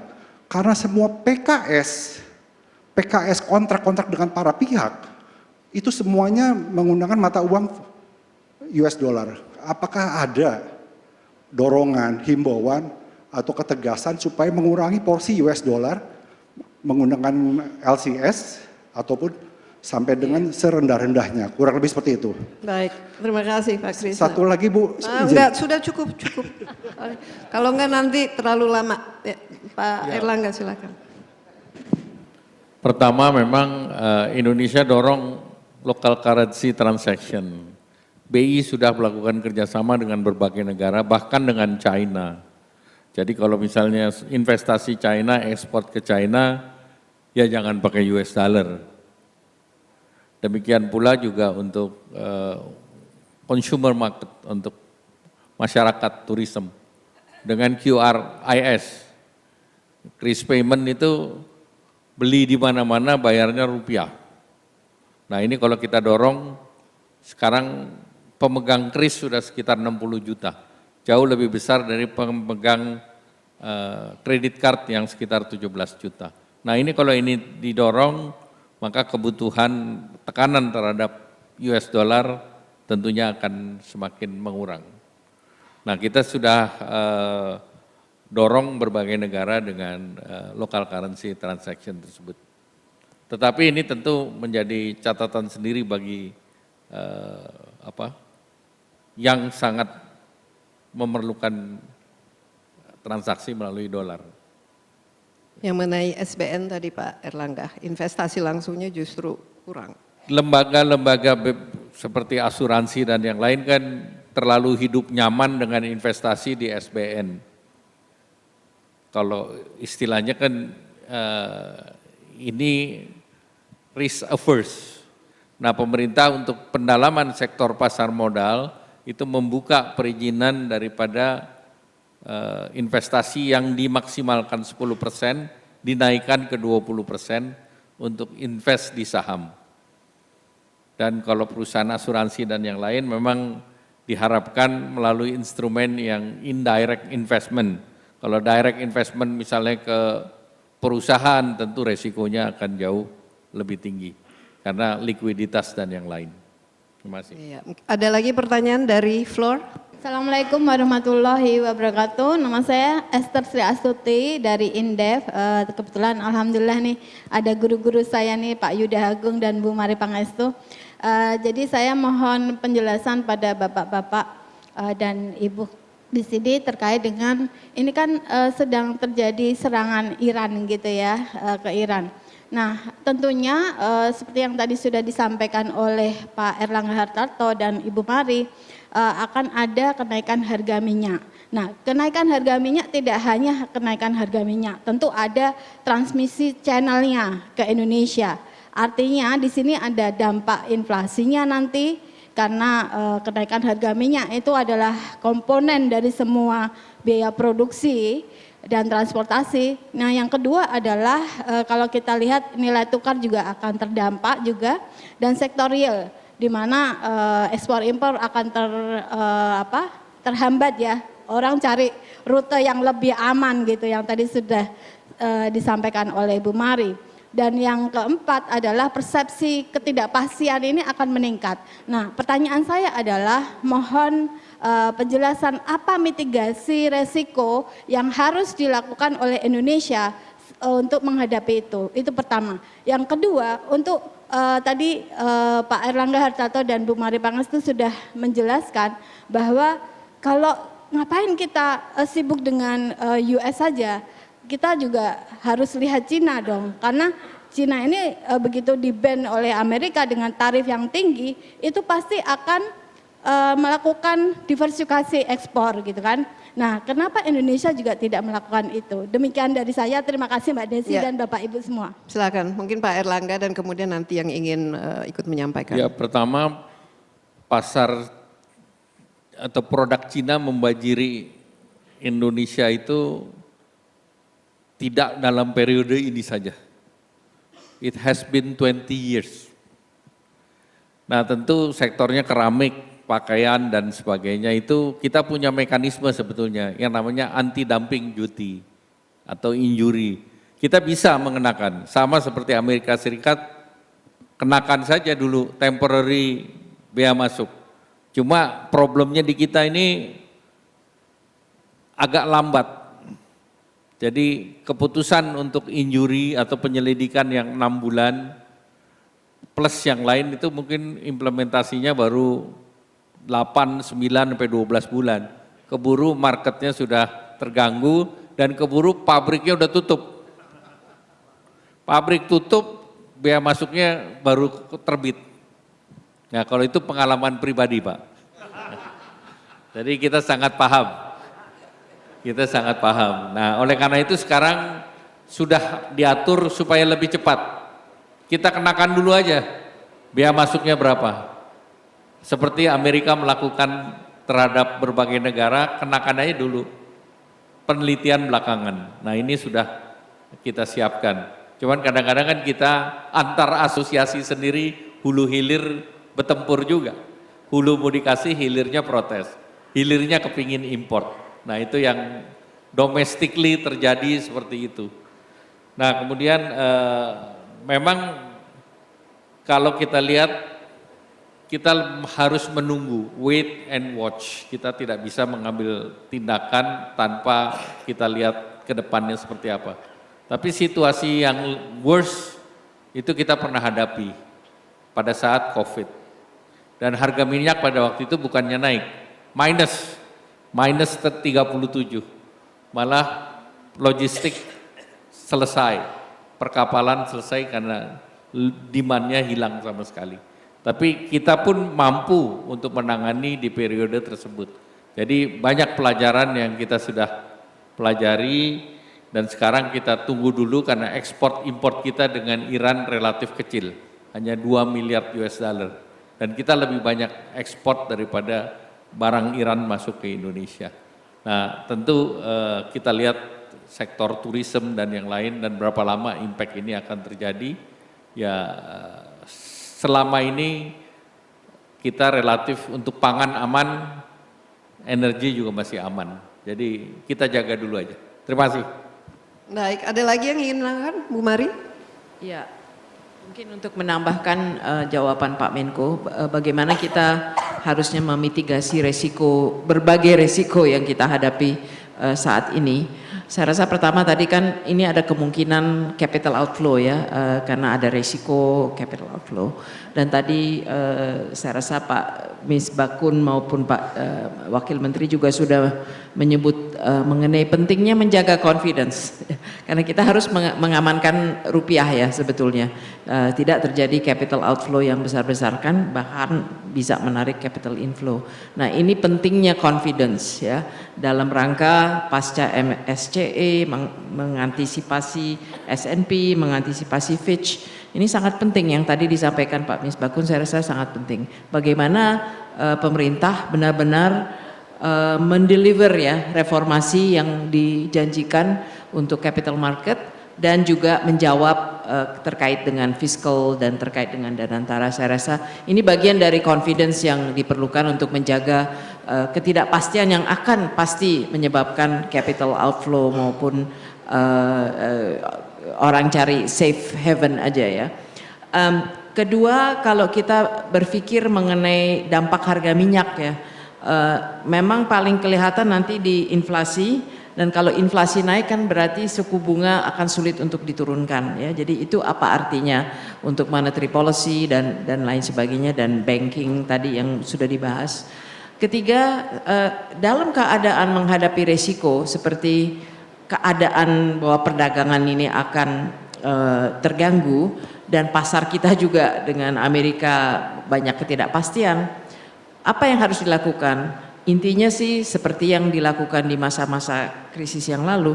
Pertama, amankan dalam negeri ya, amankan pasar dalam negeri maupun demand di dalam negeri. Nah itu bisa melalui fiscal policy, stimulus, maupun kebijakan-kebijakan yang bisa mendorong konsumsi di dalam negeri. Syukurnya sih kita kuartal pertama harusnya aman ya, karena ada liburan, banyak liburan, ada Imlek, ada Lebaran, ada semua liburan tuh ada di kuartal pertama. Jadi apa yang terekam dari kuartal lalu menurut saya sih dari segi domestic consumption relatively aman ya, tapi itu harus dijaga dari fiscal side-nya juga ya.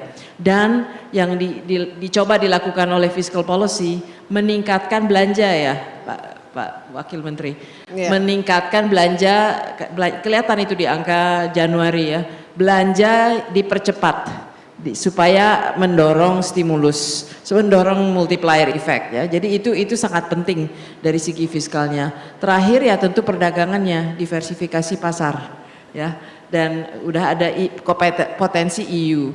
Kalau saya pribadi sih jangan lupa ASEAN, jangan lupa yang di depan mata kita, yaitu pasar di kawasan kita sendiri. ASEAN, ada kita punya perjanjian namanya RCEP yang ada China, Jepang, Korea, Australia, New Zealand. Ini semua sangat bisa kita juga manfaatkan untuk meningkatkan pasar kita, plus potensi di dalam ketidakpastian bahwa banyak yang mencari relokasi. Nah disinilah pentingnya PR dalam negeri kita juga untuk membuat kita menarik ya untuk investasi, apakah itu untuk investasi portfolio, tapi yang penting juga untuk PMA, karena itu akan menciptakan lapangan pekerjaan dan itu akan juga mendorong perekonomian. Baik, mungkin terakhir satu lagi Pak William, ya silakan, dan setelah ini kita harapkan masing-masing coba mulai memikirkan closing remark supaya tadi bisa menyulap sentimen pasar yang negatif menjadi sentimen yang positif. Silakan Pak William dari Bentul. Ya, terima kasih. Nama saya William Lumentut dari Bentul Group. Saya mewakili industri sektor konsumsi, terutama salah satunya yaitu hasil tembakau. Pertanyaan saya sebelumnya menarik sekali sih, sebelum saya bertanya ternyata Ibu Mari sudah ngomongin semua ini. Jadi industri konsumsi ini sebenarnya secara langsung atau tidak langsung juga terdampak ya dengan apalagi adanya ketidakpastian perdagangan global ini. Pertanyaan saya memang menyangkut ke tadi yang Ibu Mari sudah sarankan. Kira-kira bagaimana nih dari sisi pemerintah untuk menjaga keseimbangan nih, karena sektor konsumsi itu ternyata salah satu penopang ekonomi Indonesia. Gimana caranya supaya kita bisa mendapatkan keseimbangan dan gimana peran pemerintah dari sisi kebijakan fiskal? Kurang lebih itu pertanyaan saya. Ya, baik. Mungkin dimulai dari sekalian closing remark ya. Mungkin dari Bu Mari tadi, kira-kira bagaimana menjaga keseimbangan, apalagi ini kan konsumsi merupakan bagian besar ya dari pertumbuhan kita. Sangat tergantung pada konsumen. Ya, saya rasa tadi saya sudah sedikit banyak menjawab dari fiskalnya ya. Itu pentingnya untuk belanja pemerintah itu benar-benar dibanding tahun lalu yang memang agak terlambat pengeluarannya karena pemerintah baru dan ada alokasi. Tahun ini harusnya kuartal pertama ini bisa ditingkatkan. Itu akan mempunyai stimulus efek yang besar dan program-program yang langsung membantu konsumer ya. Apakah itu bantuan sosial, bantuan pangan, semua bantuan-bantuan ini sebetulnya kalau bisa juga didorong untuk menjaga daya beli ya, itu akan sangat penting ya, dan menjaga ya banyak hal yang bisa dilakukan di luar itu seperti biaya transportasi, subsidi. Saya rasa banyak program yang ingin dilakukan pemerintah untuk membantu di bawah di level consumer, dan saya tidak tahu pajak apakah akan ada penyikapan dari segi pajak, tapi mungkin itu beberapa hal. Sebagai closing remark sih saya pikir banyak risiko, banyak ketidakpastian, tapi kalau kita mau optimis ya masih ada kesempatan juga, ada yang bisa kita ambil, dan yang penting bagaimana pemerintah dan bersama-sama dengan kita semua mengantisipasi dengan baik ya, dan melakukan langkah-langkah mitigasi yang seperti tadi disampaikan. Tapi itu sangat penting karena ketidakpastian akan meningkat. Itu aja yang menjadi kepastian bahwa ketidakpastian akan meningkat. Yeah. Change is permanent.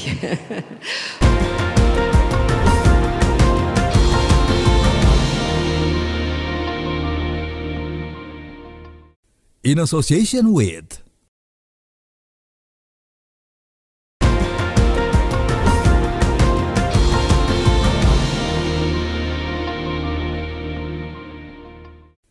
association with Pak Maman, kira-kira ada kata-kata optimis yang bisa sebagai closing remark, dan juga kira-kira bagaimana Indonesia tetap resilient dan juga tetap bisa survive di tahun-tahun dengan ketidakpastian ini? Ya, saya kembali lagi apa yang tadi saya sampaikan sebetulnya bagian dari semangat dan keseriusan pemerintah hari ini untuk coba eager mendorong pertumbuhan di sektor mikro, kecil, dan menengah. Khususnya tadi kalau dari sisi consumption, karena kita sadar sekali bahwa pada saat UMKM ini tumbuh naik, tentunya dari sisi consumption ini juga akan naik. Ditambah lagi tadi saya menambahkan, karena tadi sempat membahas mengenai current account deficit ya. Salah satunya adalah sebetulnya current account yang menyebabkan gap mata uang ataupun selisih current account kita itu sebetulnya tadi diimportasi minyak dan diimpor LPG. Makanya kalau tadi disampaikan oleh Pak Menko dan juga Danantara kan didorong itu pembangunan proyek DME di metal ether, konversi batu bara ke gas untuk menggantikan ketergantungan kita terhadap LPG. Nah, artinya ini juga bagian dari upaya kita untuk mendorong bahwa investasi ataupun proyek-proyek yang sedang dilakukan dalam rangka tadi untuk menjaga current account deficit yang tentunya tadi pada akhirnya adalah mendorong pertumbuhan sektor konsumsi kita. Nah sebetulnya semangatnya di situ sih Mbak. Ya. Jadi tidak kurang agar khususnya tadi dari sisi, tadi kita bicara dari sisi usaha besar, terus dari sisi usaha mikro kecil menengahnya juga dengan beberapa bottleneck tadi yang ada. Harapan kita sebetulnya tadi untuk mengangkat sisi consumption di negara kita. Baik. Itu saja, makasih. Pak Misbahkun, kira-kira efek untuk mengubah sentimen pasar ini yang tadi sangat diperlukan apa?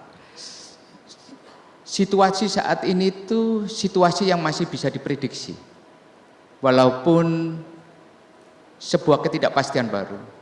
Indonesia itu adalah negara yang mempunyai daya tahan yang luar biasa. Kita pernah menghadapi satu krisis ke krisis yang lain dengan daya tahan yang sangat kuat. Karena apa? Kita punya fundamental ekonomi yang secara struktural itu kuat sekali, yaitu consumption.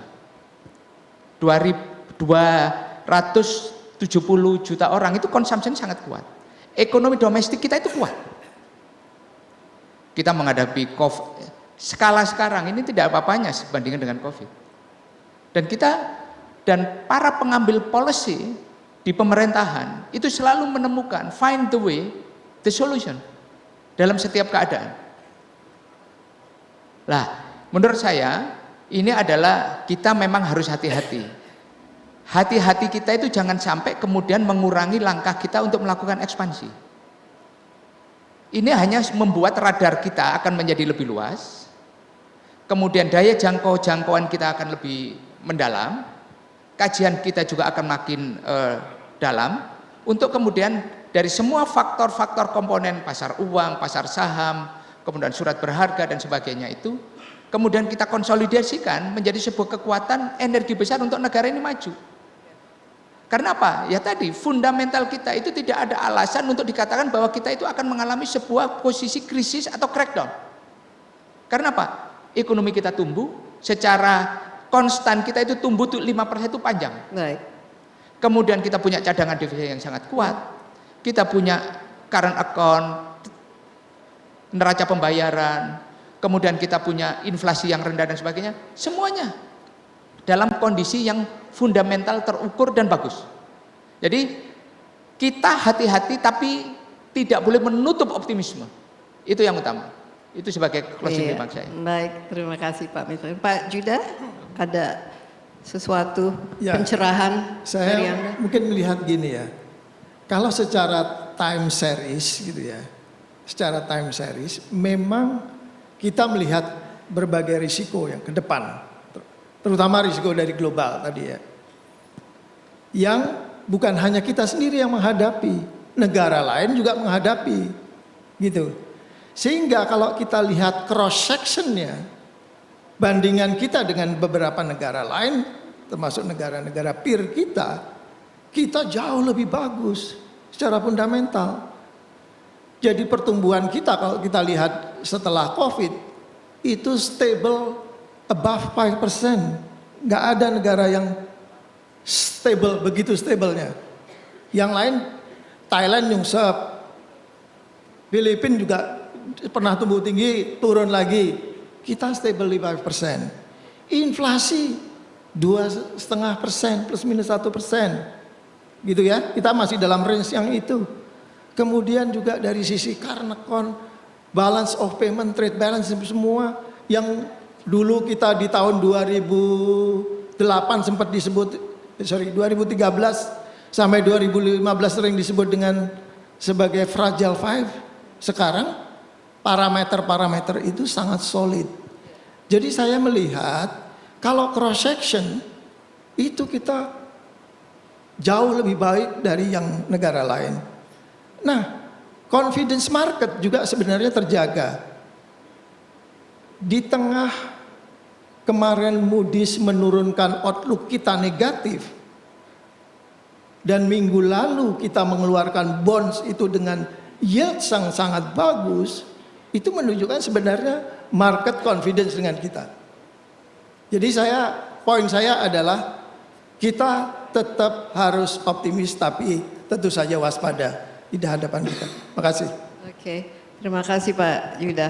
Ini tadi disebut kita fundamentalnya kan kuat ya, 5% ini. Tapi kalau saya melihatnya, tanpa pemerintahan pun, karena Indonesia negara besar, kita semua harus belanja, harus makan dan lain sebagainya, itu saya rasa 5% itu business as usual, it's a given thing. Tapi kan pemerintah kan punya target yang jauh lebih tinggi. Kita supaya tidak stuck di middle income trap ini kan khusus untuk pemerintah menjadi perhatian, karena nggak ngapa-ngapain juga pemerintah asal nggak diganggu, ya 5% ini kan juga pasti sudah tercapai. Ngomong bisnis as usual is 5% is but it is. We have to admit 5% is itu prestasi. ya, tapi it's 54% Pertama, is from the mungkin kita consumer. lihat fungsi dari 5% itu ada beberapa komponen. Pertama tentu kita lihat konsumsi rumah tangga kemarin tetap 4,98%. Dan konsumsi rumah tangga itu bisa terjadi karena pemerintah juga mengintervensi sampai dengan desil 6, bahkan 7-8 tahun lalu misalnya dengan listrik gratis, diskon, kompensasi. Kemudian dengan PKH. Kemudian juga kita memberikan untuk tahun ini kita berikan beras 10 kilo 2 bulan dan minyak 10 minyak kita 2 paket 2 liter. Nah, beberapa hal ini itu tentu akan sangat berpengaruh terhadap daya beli karena masyarakat diberikan bantuan sehingga mempunyai tambahan kemampuan untuk membayar. Jadi tidak ada satu negara yang bisa, saya boleh klaim nih, tidak ada satu negara di dunia yang 7 tahun pertumbuhannya 5%. Silakan di G20 maupun di ASEAN. Karena Indonesia adalah top 2 atau top 3 dalam berbagai hal. Kemudian konsumsi lembaga non-profit juga 5,13%, investasi juga tumbuh 5%, dan juga belanja pemerintah tumbuh 2,5%. Pertumbuhan 5% juga harus didukung oleh intervensi dari belanja pemerintah dan ekspor tumbuh 7%. Nah itu dari segi permintaan. Dari segi penggerak produksi, industri manufaktur tumbuh 5,3%, Pertanian ini pupuknya disubsidi, benihnya disubsidi, kemudian produknya diberi oleh Bulog sebagian. Jadi ini semua adalah intervensi pemerintah sehingga tumbuh 5,33%, bahkan NTP-nya di atas 120. Kemudian dari segi transport, pergudangan, dan jasa lain tumbuh di atas 7%. Pemerintahan Presiden Prabowo pertumbuhan year on year 5,11% adalah nomor 1 di antara G20 country.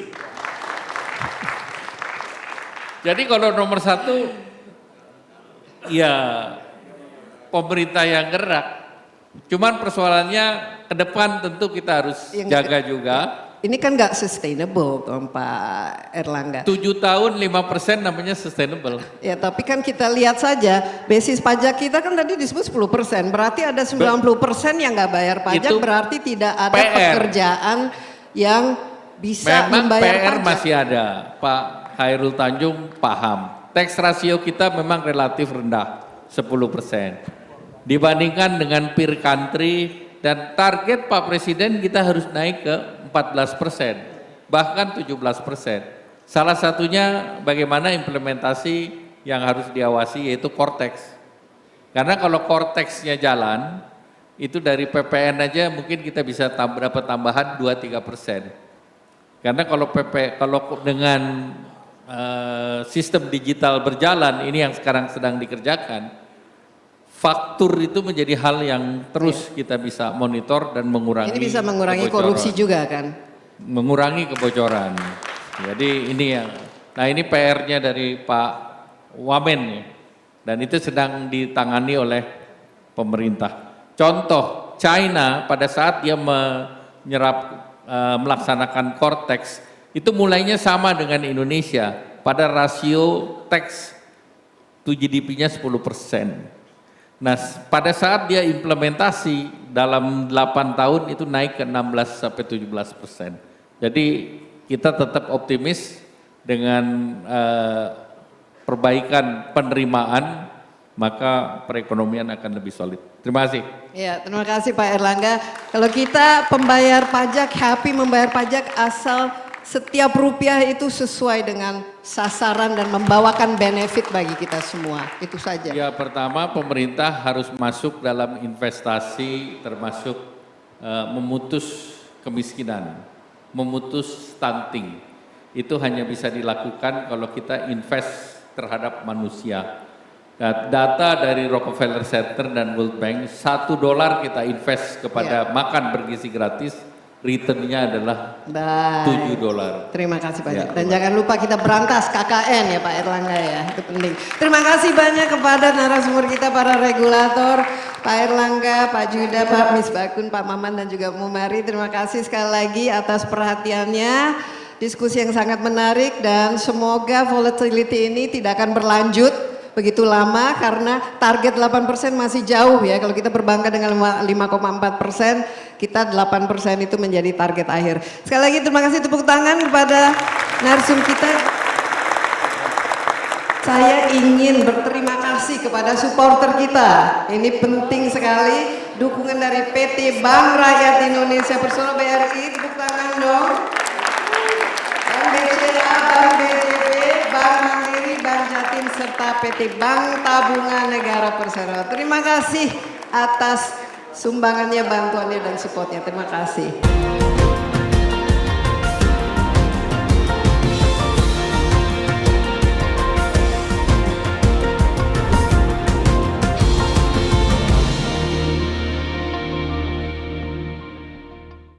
In association with